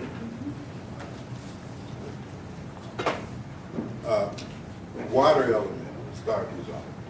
What that looks like when that water element of those 5 elements that make up our gross being begins to dissolve. Dehydrated. You get dehydrated because what is happening, you're losing control of your fluids. You see? So all of the hydraulic aspects of your body functions right, are impacted, right? So it's slogging. You follow what I'm saying? Eyes more incontinent. Eyes, incontinence, right? You're urinating, you can't hold your water. You know what I mean? See? So it's dissolving. Follow me? You, at the level of your mind and senses, again, you at the loss of fluidity. Your mind is not fluid. You see? It's hard for you to understand this stuff. You know what I mean? Because it's losing fluidity. Go to school. Did anybody go back to school after the age of 50? Just recently. Just to. That's hard to learn. You know what I mean? I made it. It's hard. I mean, really. I remember when I was a youngin', right? Full of ambition. I remember I wanted to be a stockbroker, right? So I wanted to make some money, right? And I went and got the first licenses, right? And then a few years later, I went back there. I might get my Series 7, right? I took the class. I couldn't understand nothing.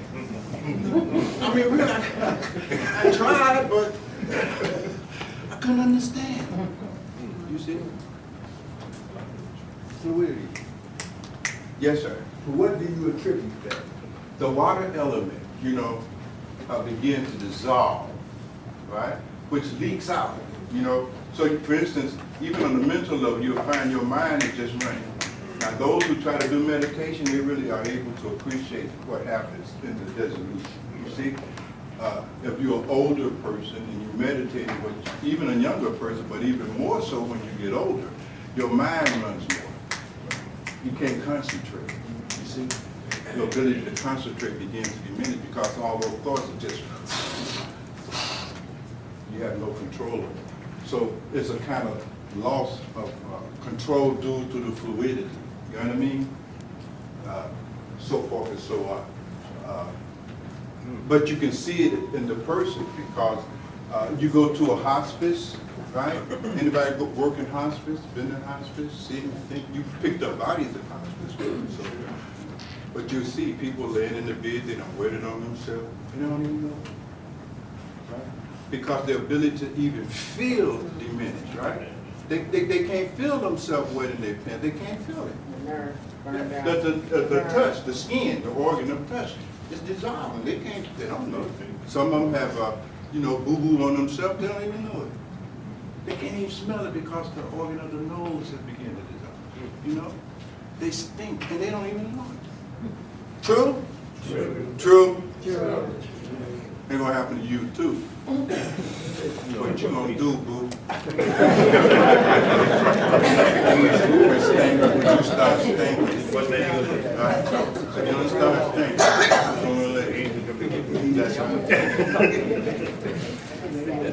This is how it goes. The elements that makes up this body and mind begin to dissolve, and with the dissolution of those elements, you become more and more dysfunctional.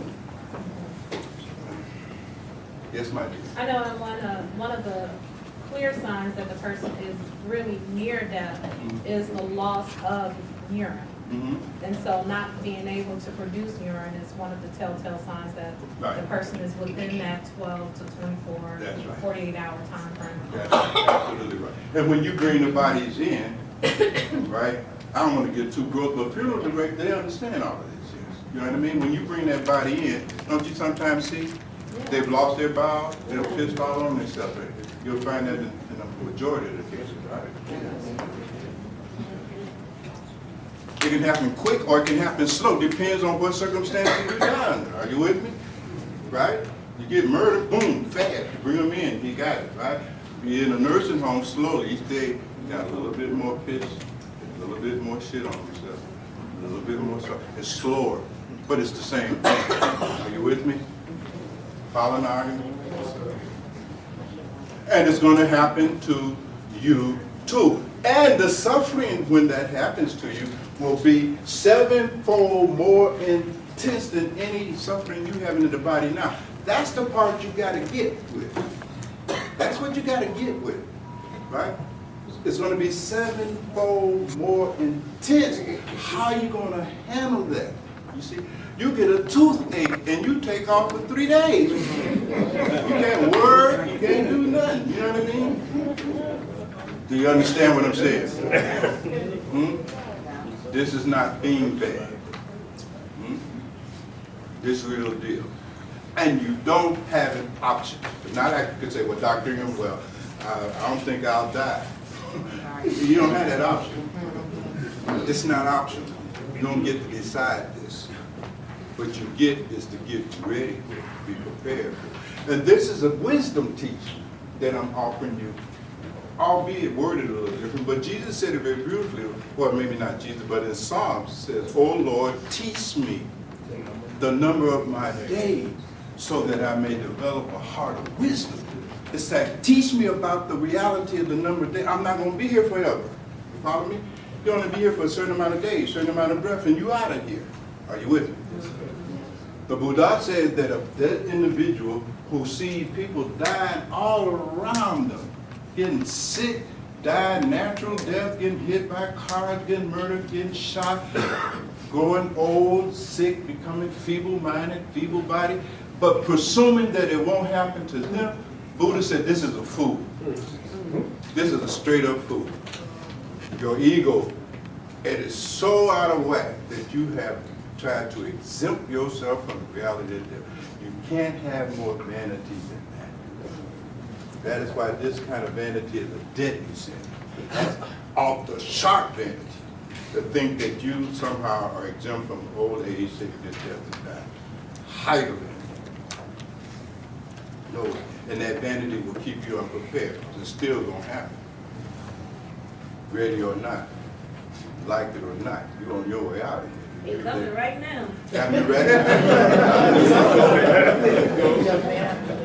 I'm going to move through these a little bit faster because there's more that I want to cover. I'm going to have more dialogue. So then again, the next element is dissolve, and they dissolve in these orders. Earth dissolves into the water, water dissolves into the fire. Now this fire is really that element in you, and you can feel it when a person dies. What about their temperature? Is the body cold? You ever brought in a warm body? No, you ain't. What about you? Ever brought in a warm body with a fever? See if they got a fever? No, you don't give them. No heat. No heat. Right? So all of the functions in that body that are dependent upon thermodynamics is over with. They're gone. No heat. And with no heat, there's a lot of other functions in the body that cannot happen, right? True? That's true. Yeah. Cold. Gone. You see, thermodynamics. You know, the temperature of the body has a lot to do with how it functions. Follow what I'm saying? It can't be too high, it can't be too low, it has to be in a certain range, right? So forget about the high range, it's going all the way down, right? And you'll start feeling it in the dying process because you can't digest nothing. See, in the stomach, the Manipura chakra, as we call it in the tradition, this is where it digests the food, this is heat, fire. Fire in the belly. Are you with me? Ain't no more fire. Now, they're not even hungry no more. They stop eating.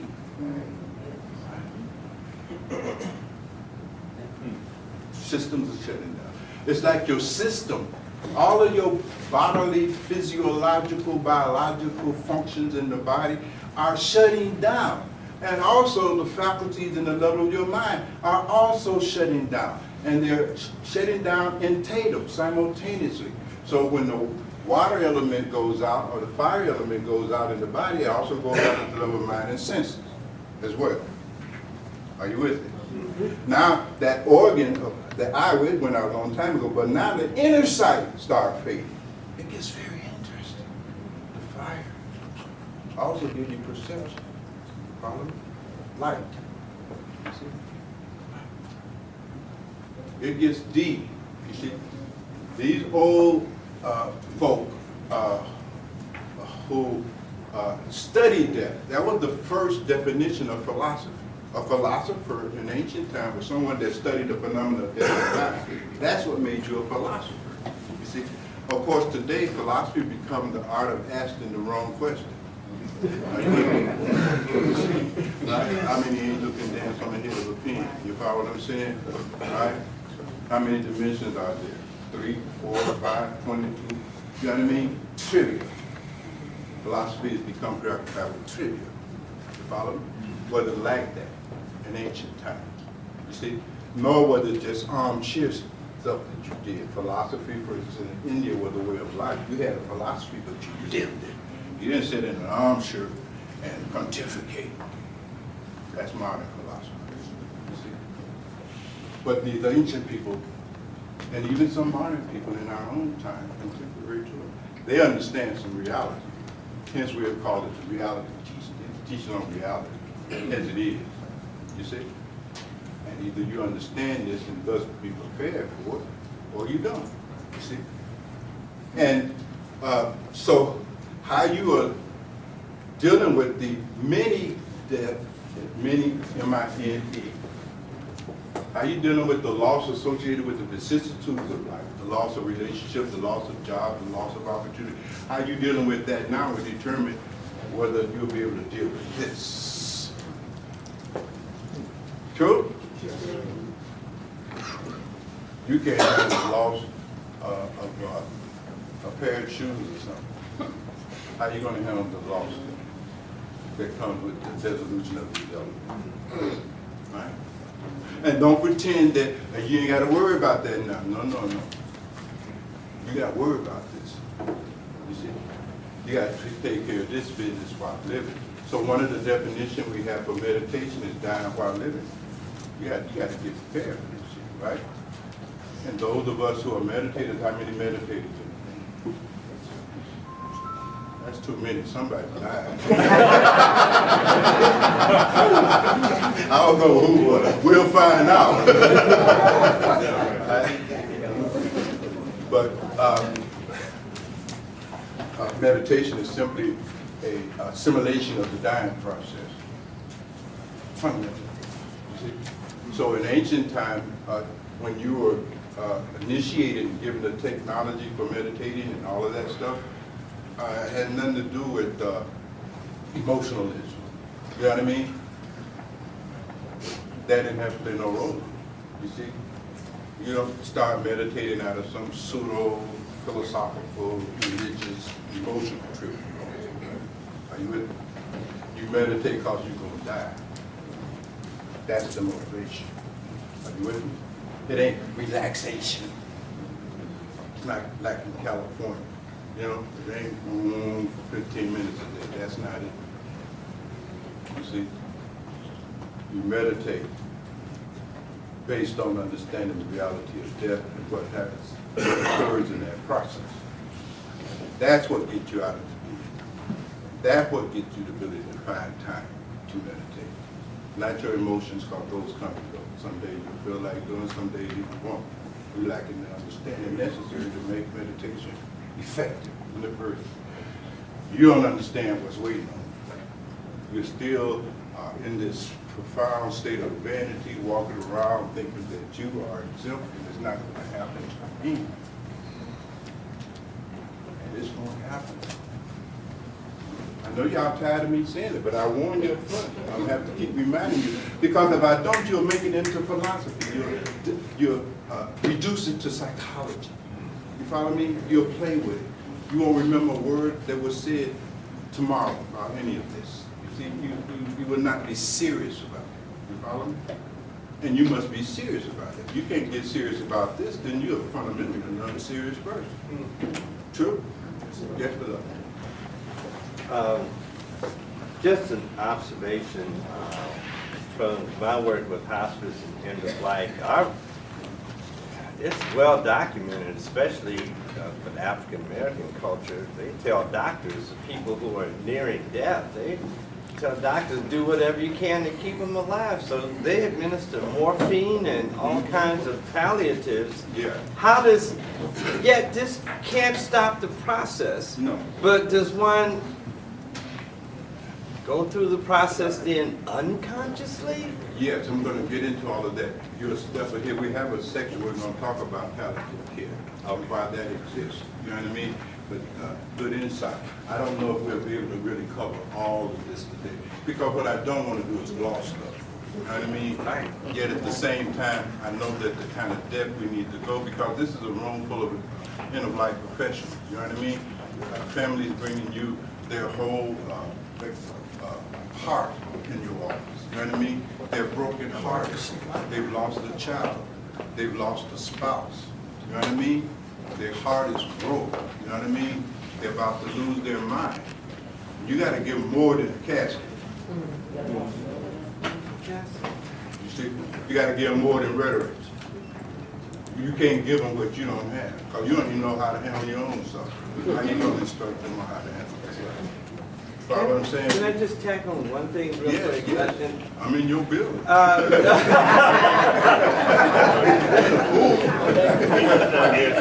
Yeah, the point was raised the other day about this reality of death. And the argument was, after all, families don't walk in and tell you that I've lost a loved one and I need help.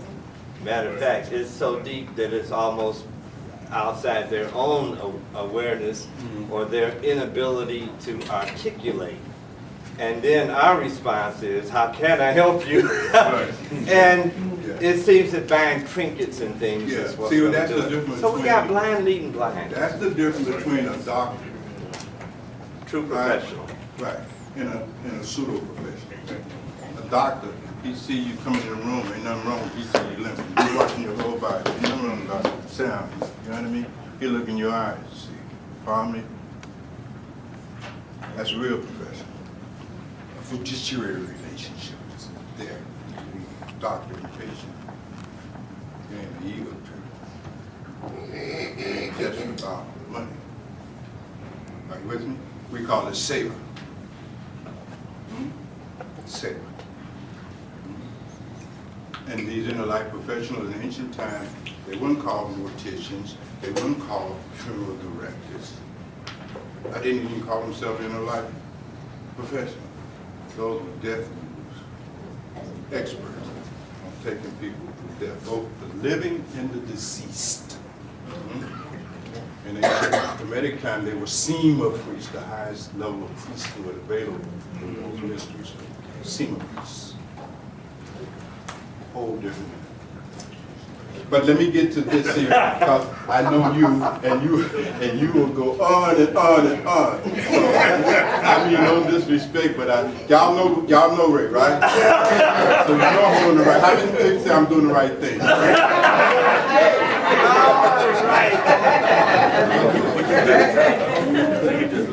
So fire, you begin to lose the ability to perceive things clearly. You lose clarity.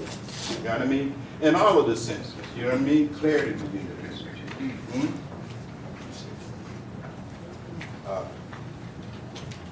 Air. When that begins to dissolve, you see, you'll begin to notice that the person, breathing becomes shallow. Is that about right? Right? Teddy Bear, you know that, right? I mean, you were standing by the bedside, so you've had a very recent experience with this, right? Perhaps more than anybody else in your family. You saw that.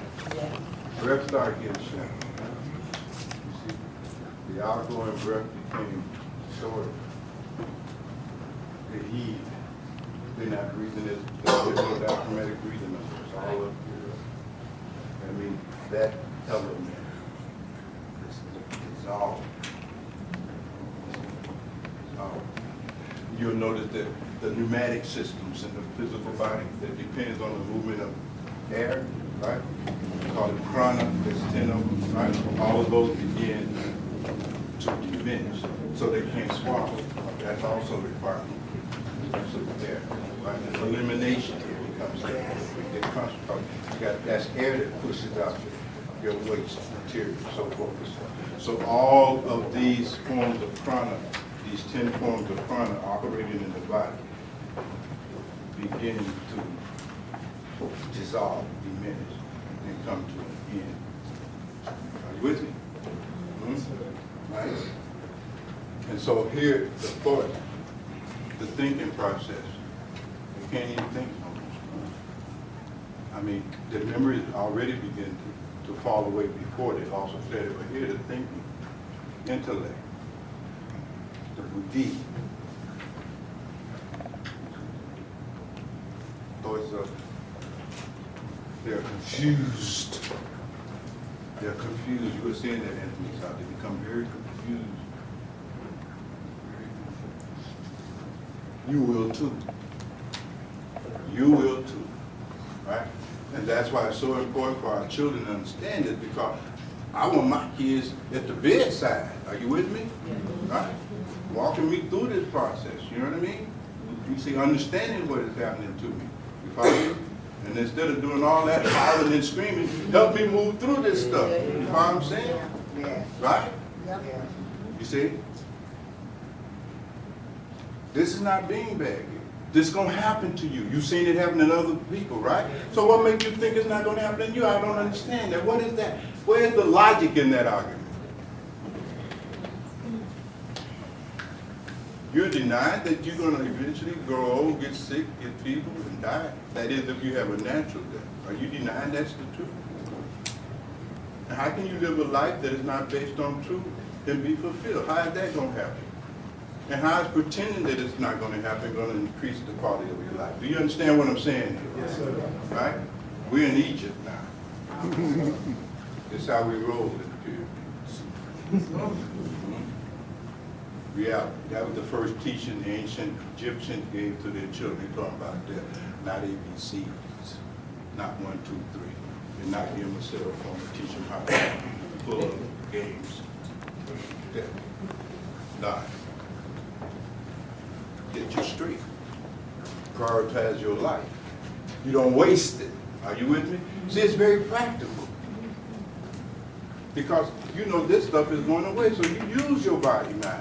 You use it. You don't waste it. Procrastinating. You see my point? Well, when I retire, then me and my wife gonna go on vacation. How you know, first of all, may not even reach that point. Are you with me? And if you do, you're going to be too tired. You're going to be asleep in the damn room. You know what I mean? Nothing going on. No fun. You can't swim because your lungs are all You know what I mean? You wasted this precious human body. Yeah. This thing is precious. Don't waste it. Follow me? Take care of it. You know what I mean? Try to help these elements dissolve as slow as possible. Are you with me? Take care of the mind. You see? Precious. So you need to understand that. You see? And space, ether. You see? The very stuff that of awareness itself. Now, basically, real quickly here, because this, again, I'm glossing this thing. This is on the surface. But when all of these are gone, you see, now you are clinically dead. This is clinical dead. Body's cold, right? No brain activity, but you're not dead in the final sense of the word. That's next. Is this getting spooky? Y'all sure?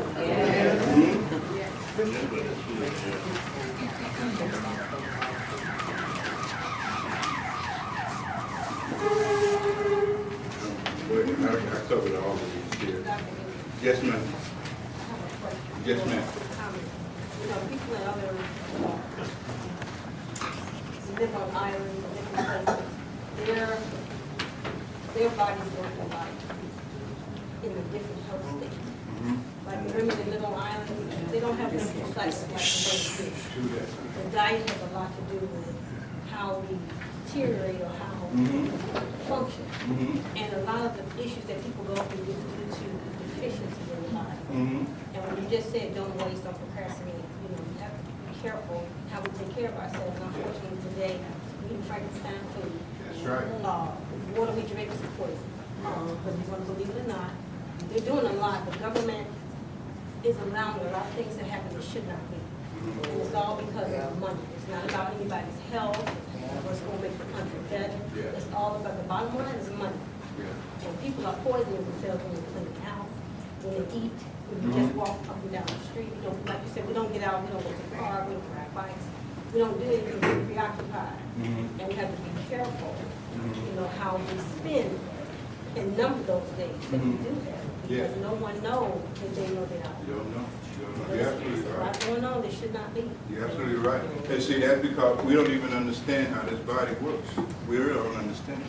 See, the food that we put into this body, makes qualities of mind. Hence, in many traditions, even in ancient Kemet, especially in India and some other third world countries, the diet is vegetarian. It has nothing to do with trying to somehow cure cancer. It's just understanding that you become what you eat, literally, in the sense that your faculties are governed by that. And so there's categories of food that you could take. And I won't be able to get into all of this, but you see my daughter send her the vegetarian diet and philosophy, she'll send you. I did all of that. But there's categories of food, 3 of them. One is called sattvic food. That creates a calm mind. You see, there are certain kinds of food that you eat that can create calmness in the body mind. It creates calmness in the body, therefore it creates calmness in the mind. Are you with me? Called the body-mind connection is psychosomatic. Eating is a psychosomatic event. Are you with me? So sattvic, right? That's your vegetables, you see? So forth and so on. You see, non-flesh items, etc. Teetotal, no alcohol, no more weed, no wine. It's called, those are also forms of food. See, so it doesn't matter if you become vegan and you still smoking weed. What is this? You know what I mean? It's no understanding. Are you with me? Then there's what they call rajasic. These are foods that you eat that speeds up the metabolism in the body and thus speeds up your thought and thinking process, right? Spices and so forth and so on. You see? So, and then finally there are tamasic foods. Those are your meats, right? So you eat 2 steaks and nothing potatoes. Then, like my grandson, you see, you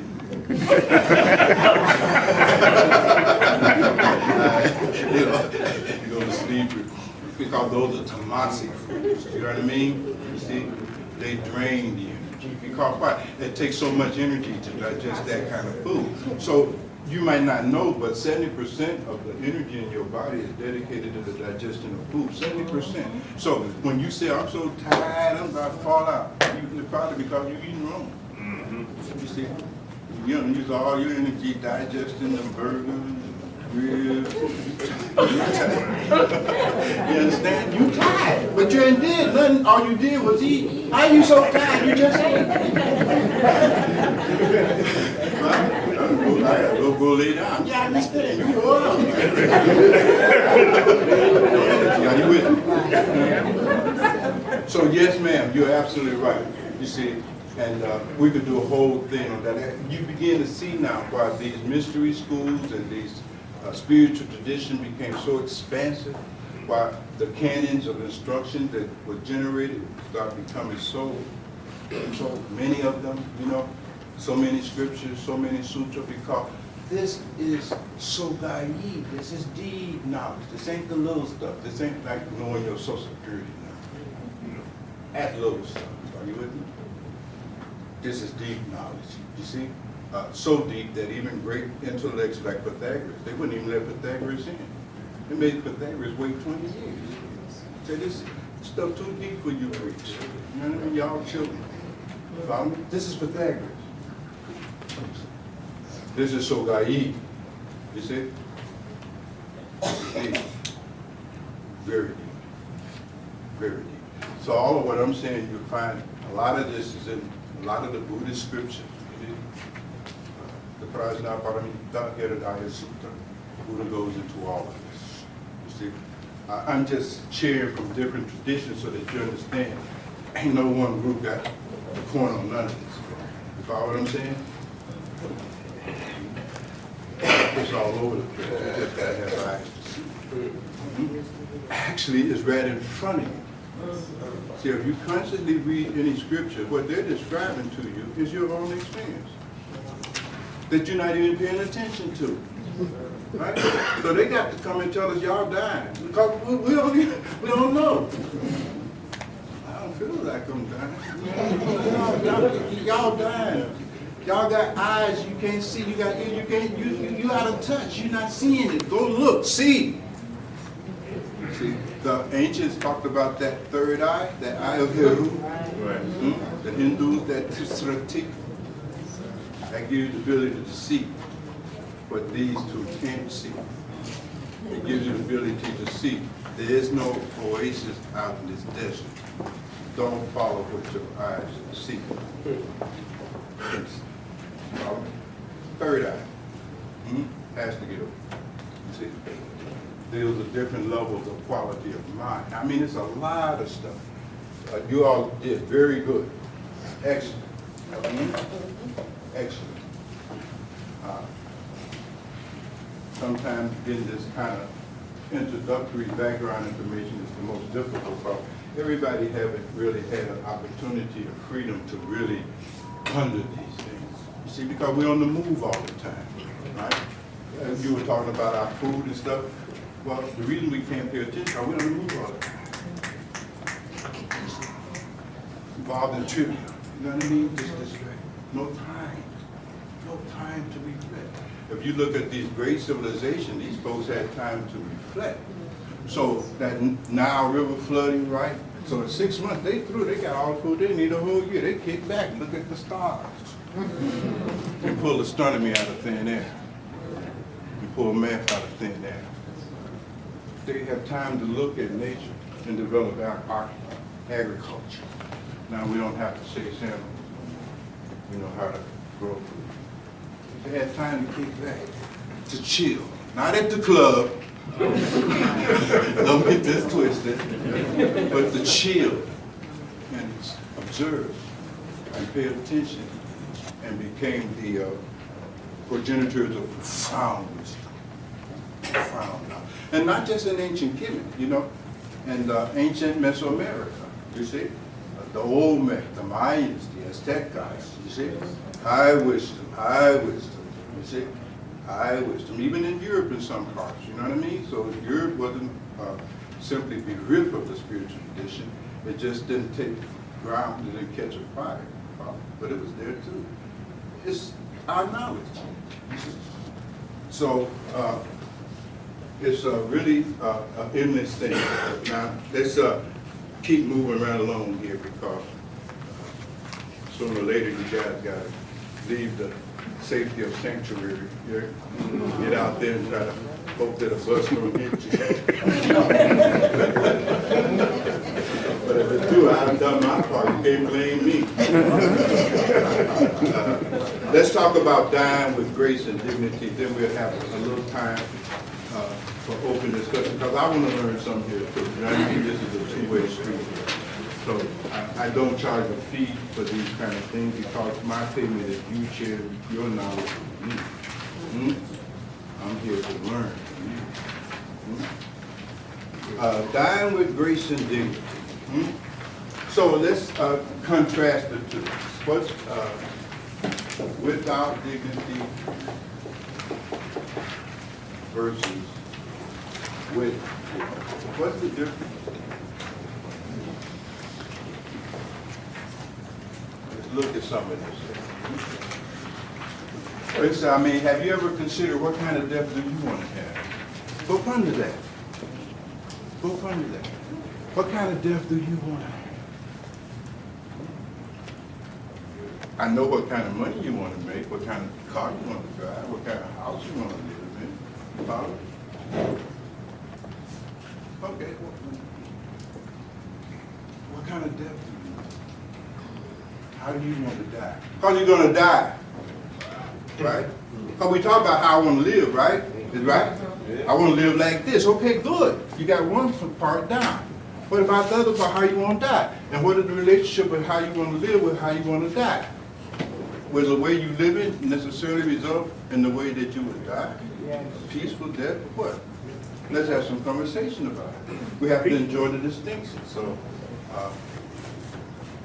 how is it? Yes. I don't want to die with a lot of grievances and unresolved things within myself, nor toward other people. Okay. You don't want to die with, what you said, a lot of regret? Yeah. Resentment? None of that.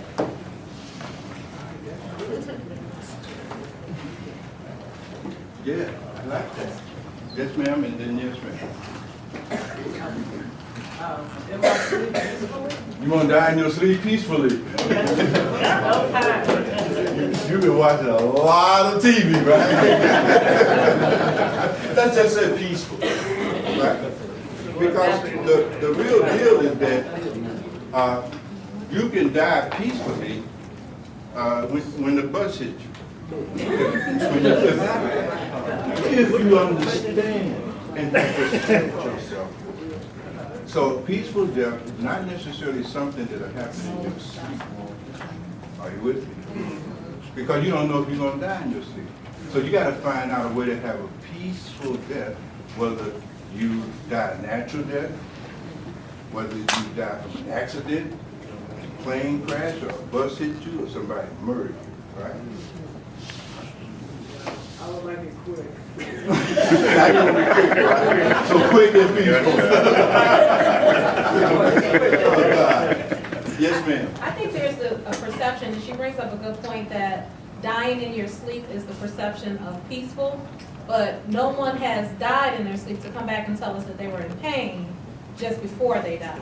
So we add that ourselves to be peaceful. Right. Create the myth about it. See? And these sages, these death rulers, sages, you see, rishis, they have a lot to say about that, because you know, near-death experiences are not a new phenomenon, right? And a lot of these guys, these yogis, knew how to induce near-death experience. For instance, you would learn how to control your breathing. We call that pranayama yoga. It's not this simplistic kind of breathing that passes itself off as pranayama. It was real pranayama yoga. A real discipline requires a lot of training and disciplining of this body, detoxifying and cleaning it out and so forth and so on. So once they learn how to do that, you follow me? They learn how to pull a certain amount of breath into the body, you see? And hold it. And then they'll get down in the hole for 3 days.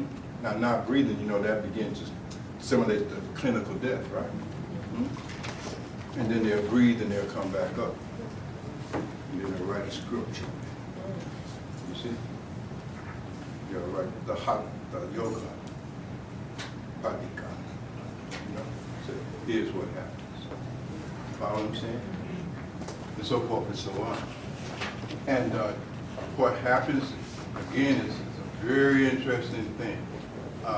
Because remember, we didn't get a chance to get to the other Bhagwans, right? All this time I've been talking to you is what happens in the Bhagwan of natural life and the Bhagwan of dying. We have not talked about the Bhagwan of afterlife. Are you with me? That's another thing. And there is a Bhagwan after your life, after death. Because what happens is that when all of these 5 elements that makes up your gross bodily and mental being, when they start dissolving, what they're really doing that they are unfolding back into your original condition.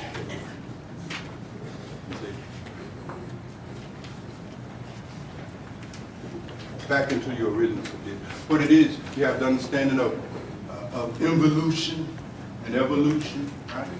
So your true state, right, begins to unfold down into the gross level, right? At death, it reverses that direction. It mimics the breath. You know how the breath goes out, then come back in? It'll only go 12 fingers or so out, and then it will turn around automatically. You follow me?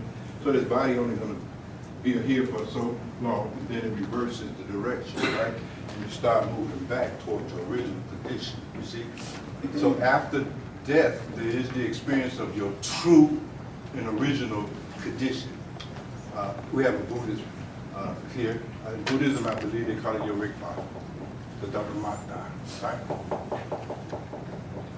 Original, undifferentiated existence, undifferentiated energy, consciousness, life, etc., etc. You see, without all of this other stuff added on. There's no mind for thinking, there's no emotions, no ego, none of that. All of this is stripped away. In some tradition, they said, therefore, this is the empty state. But by empty, they mean it's the potential state, it's your original state, right? So, but what happens if you have not practiced this dying process? When death happens, you won't see this part of this gap. This is the gap between death and rebirth. You won't be there because you're not conscious. You develop no awareness. There's no subtlety of awareness. You have not practiced noticing. You see? So you miss it. All together. You see? You go into oblivion. Are you with me? Into oblivion. And the opportunity to become identified with your true self disappears. Right? Because how many believe that there's something in you that will persist after the death of this body? How many have that intuitive? So, right. So, if that is true, you are already that. Right now, by definition. Right? Right? Are you patronizing me or is that right? That's true. You're already that. Right now, necessarily, in order for it to be there after the dropping away of this body-mind. Right. What is that? Who is that? Is that your personality? No? No? You sure? You can cross that off. Is it your gender? No. Does it have anything to do with your body? No. So we wipe all that out because the body, by definition, is not there. Right? Right. So what is that? Electricity. Electricity. All right. I got you. But what you said is energy. Energy. Self-aware, self-conscious energy. Formless energy. You see? And when it unfolds itself down into the 5 elements in the form of water, it becomes capable of taking any form, because that's what water does. Water can take any form. Right? Yeah. So that takes many forms. People, animal, trees, bread, probably can take any form. It takes all the forms. You see? But when you reverse the direction, it becomes formless. So you're something that is kind of formless, right? All right, well, that's one. I'm ready to go. I'm done today. One guy got it. Right. In Hinduism, we say, Tattvamatsi.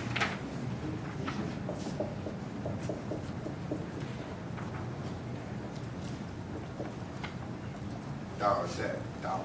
That is Tao. The ancient Egyptians said, Mukasa. I am just this pure, undifferentiated, formless consciousness itself. Now, I say we're getting very deep now. You see my point? Now we're getting very, very deep. So what happened is that at the moment of death, if you have practiced, when all of this other not self material that you identify with falls away, you'll get a glimpse of your true nature, your true self, that you already intuitively know survived this body. You already believe that. It is so. You know it intuitively. You see? Because even if I say you're going to die, there's something in you that can't get with that. Because there's something deep in you that feels it ain't going to die. Right? But it's not you, the body. Are you with me? It's you which is beyond the body. And that has to become something that you identify with. Now, when you assimilate this process in meditation, you become identified with that, right? So now it's no problem wearing this body. It's just like you got on these clothes, you know you ain't this damn jacket, right? I mean, y'all know that, right? You ain't these shoes, right? Right? There's no problem. You're not misidentified. You're not confusing who you are with what you're wearing, right? You don't confuse consciousness with that which it has embodied itself. Right. This is the body. You are in the body. You're embodied. You are that which is embodied in the body. And that changes everything. Now, this is a little deeper than I intended to go, because normally these kind of conversations I try to present to people who are serious spiritual practitioners, and I don't want to bore you with a lot of this stuff, you know. But since there's a few who identify themselves as spiritual practitioners in the room, I thought we should say something at least for them, so that they don't go all together. Because, you know, they go for all this kind of talk, you know what I mean? But certainly, you have a good intuition, beloved, that you are something like electricity, energy, light, formlessness. It's very deep, you see. So when things start happening, the body fall away. You know it's not happening to me. Yeah, the body fall away, yes. You see, the clothes get old, they're gonna get raggedy, but ain't nothing happening to me. So you don't panic. There's no fear. And remember, you can't have peace of mind if you're full of fear, right? How you gonna have peace of mind? You're scared. You're scared for this to drop. So how would you have peace of mind? Because when it starts dropping, your fear will overtake you. Because you identify with this. Are you following my argument? So no peace of mind for you. Follow? It's like that, or something like that, not exactly. So what are some of these signs of, again, we started off with dying with dignity. I want to get through this a little bit more, and then then you all gonna give me my feet by teaching me something. Now, I've already broached the subject, meditation.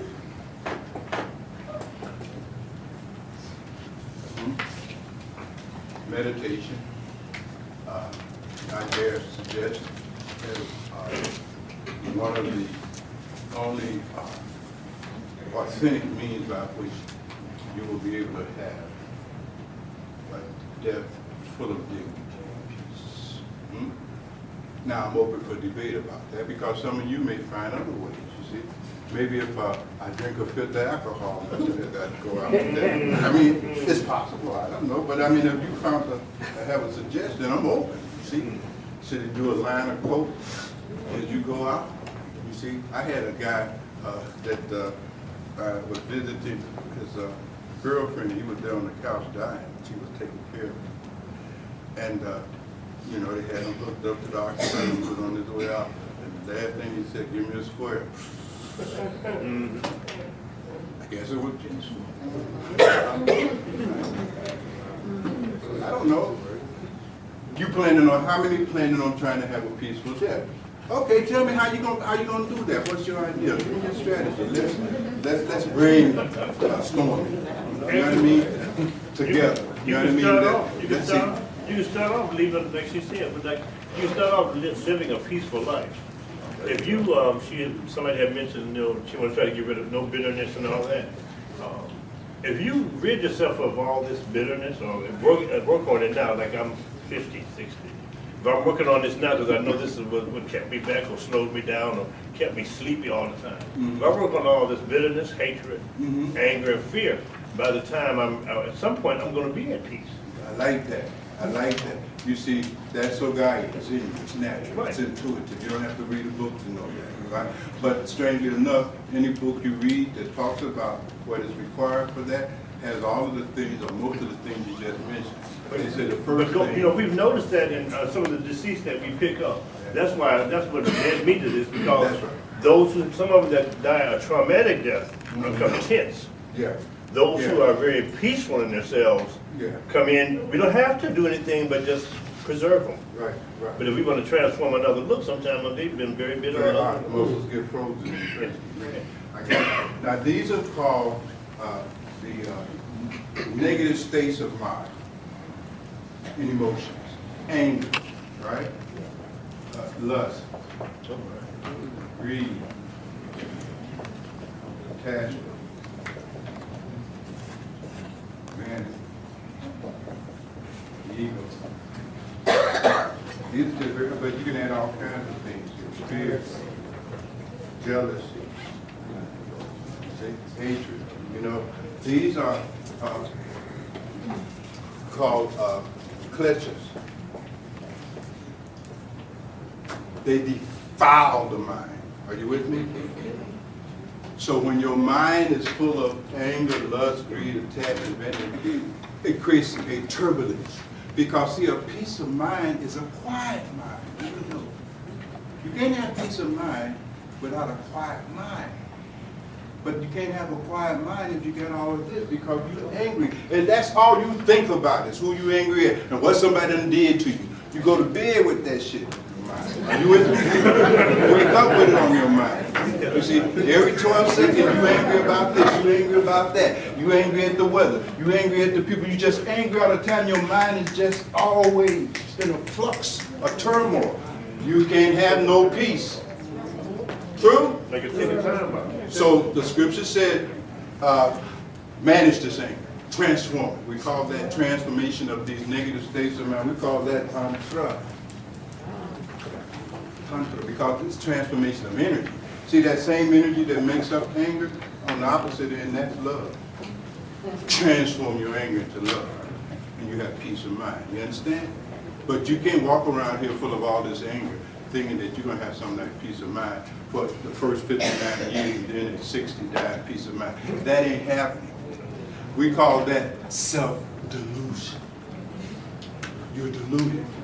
You follow me? You're not in touch with reality. You wishful thinking. You're still 7 years old. Are you with me? Something in you have not grown up. You're operating out of a state of profound ignorance. Can't have lust, you see? Sensual desires. You follow what I'm saying? Can't do it, because lust is always this craving. You see? Craving. And you're craving for something you don't have now. You see? Craving. I need to get this, I need to get that. And then when you get it, you never get what you wanted it for. Because your lust is a function of your desires. Desires are a purely mental phenomenon. This is so naive. This is Gabera, as the Buddha called it. Right. Because desires are not really purposed or connected to the fulfillment of any need. So you're constantly out there, craving, and never becoming satisfied. Are you with me? Because you say, well, let me get married and I'll be satisfied. Okay, that lasts for 6 months. Now let me get divorced and I'll be satisfied. You know what I mean? And this is how it goes. You follow me? Let me have some kids and I'll be happy. Okay, get the kids, and then when they turn 14, how to get rid of the kids. These are not real needs. Now here's the distinction, and this is just an analogy, so you have to take some of this lightly here, but analogy is one of the only way I can articulate it. But let's say like this is water, right? I'm thirsty, you're thirsty, right? We take this water. We're not thirsty no more, provided you drink enough of it to satiate the thirst, right? That's the end of that, right? Now, contrast that with, I want to get me the newest Mercedes-Benz, and you go get it, right? How long are you going to be satisfied?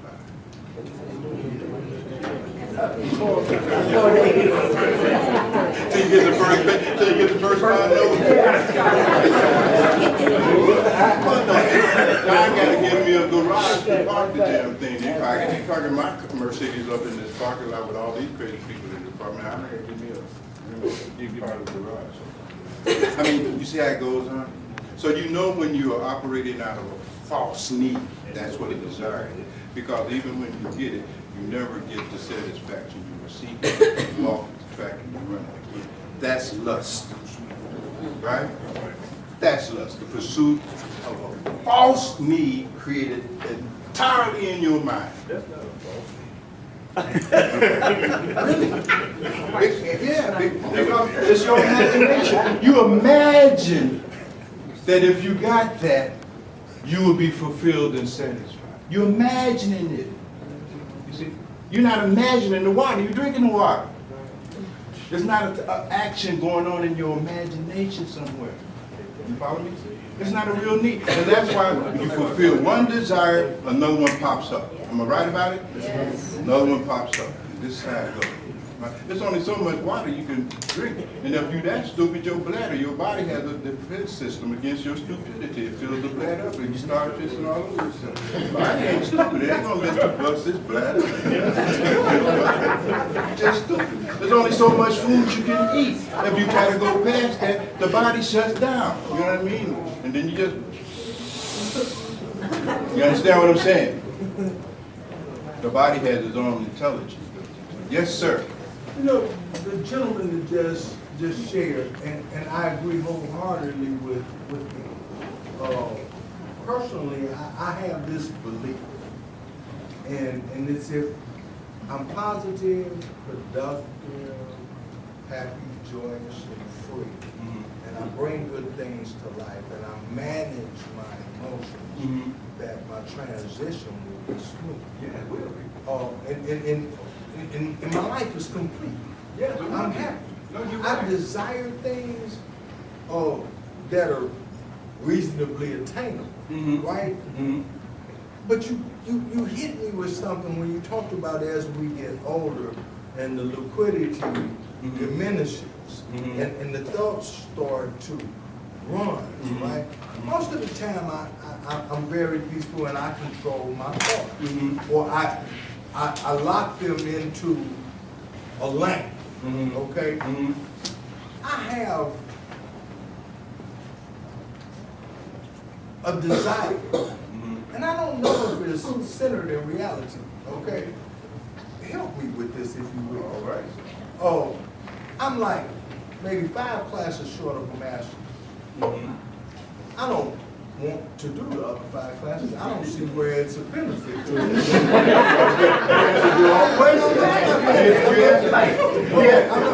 However, I am making preparations to go to law school.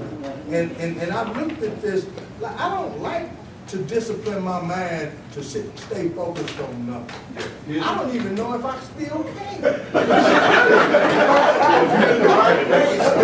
I don't see the need. But see, here's the thing. We have patterns. Like you got physical habits. Yes. You got psychological and emotional habits. Right. They are patterns. We call them vasanas. These are patterns.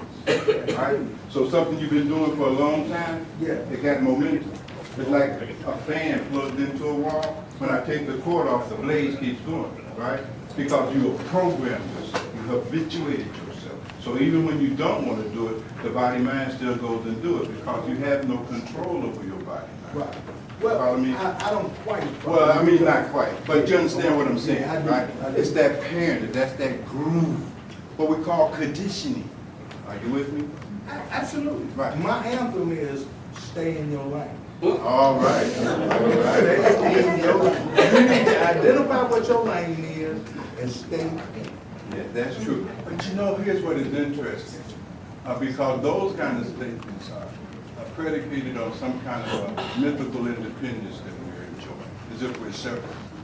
Well, I don't quite agree with that to this degree. I mean, think about it. Now, that if you're talking about tolerance and patience, that's another thing. Are you with me? Because tolerance and patience is what gives you the ability to not interfere and try to co-opt other people's lives and make them fit in with your ideas. That's tolerance. That's patience. Those are positive qualities. So if you live the life with patience, with tolerance, and the tradition we call those the Katsampatis, 6 of them. Are you with me? Man, I wish I had more time because your question is very insightful. You see, because like me, you're older. You see, we're going to go here now, right? And so if you don't have that kind of tolerance and patience when you enter into the dying process, you're going to have a hard time. You know what I mean? Because you're going to need tolerance, patience, discipline, emotional resiliency, slow to anger. Are you with me? I absolutely am, because you brought forth the scripture that it's kind of like the cornerstone of my existence. When he talked about teach me to apply my part to wisdom that I may bear by number of my Yeah. days. Yeah. And my best friend, who happens to be my first cousin, we sit and we number our days, and Yeah. you know, it's like we strive to have a peaceful, productive existence. Yes. Anything that complicates that must be shed immediately. Absolutely. You see what you're doing, you see, over the course of your lifetime, beloved, naturally, you have grown in your wisdom. You probably didn't understand that at some earlier stages in your life, but as you got older, you've understood something very profound. That's why that scripture struck. Teach us, O Lord, the number of our days, so that we may develop a heart of wisdom. See, that's wisdom. What is the wisdom? The wisdom knowing that you only have a number of days here. You don't have forever. It's the death is there. You're on the way out. And therefore, don't waste your life feeling angry. See, it's very specific. You see, it's not like I said, don't go to Walmart. No. It said, don't be angry. Don't be full of lust. Don't be full of greed. Learn how to be content. You see, because see, if you don't have the ability to be content, you follow me? You won't have it. Even if you get $1 million, you won't be content because you don't have the ability to be content. You follow me? You are suffering from greed, the inability to be content, the inability to be at peace. Are you with me? It's a spiritual deficit. Are you with me? Absolutely.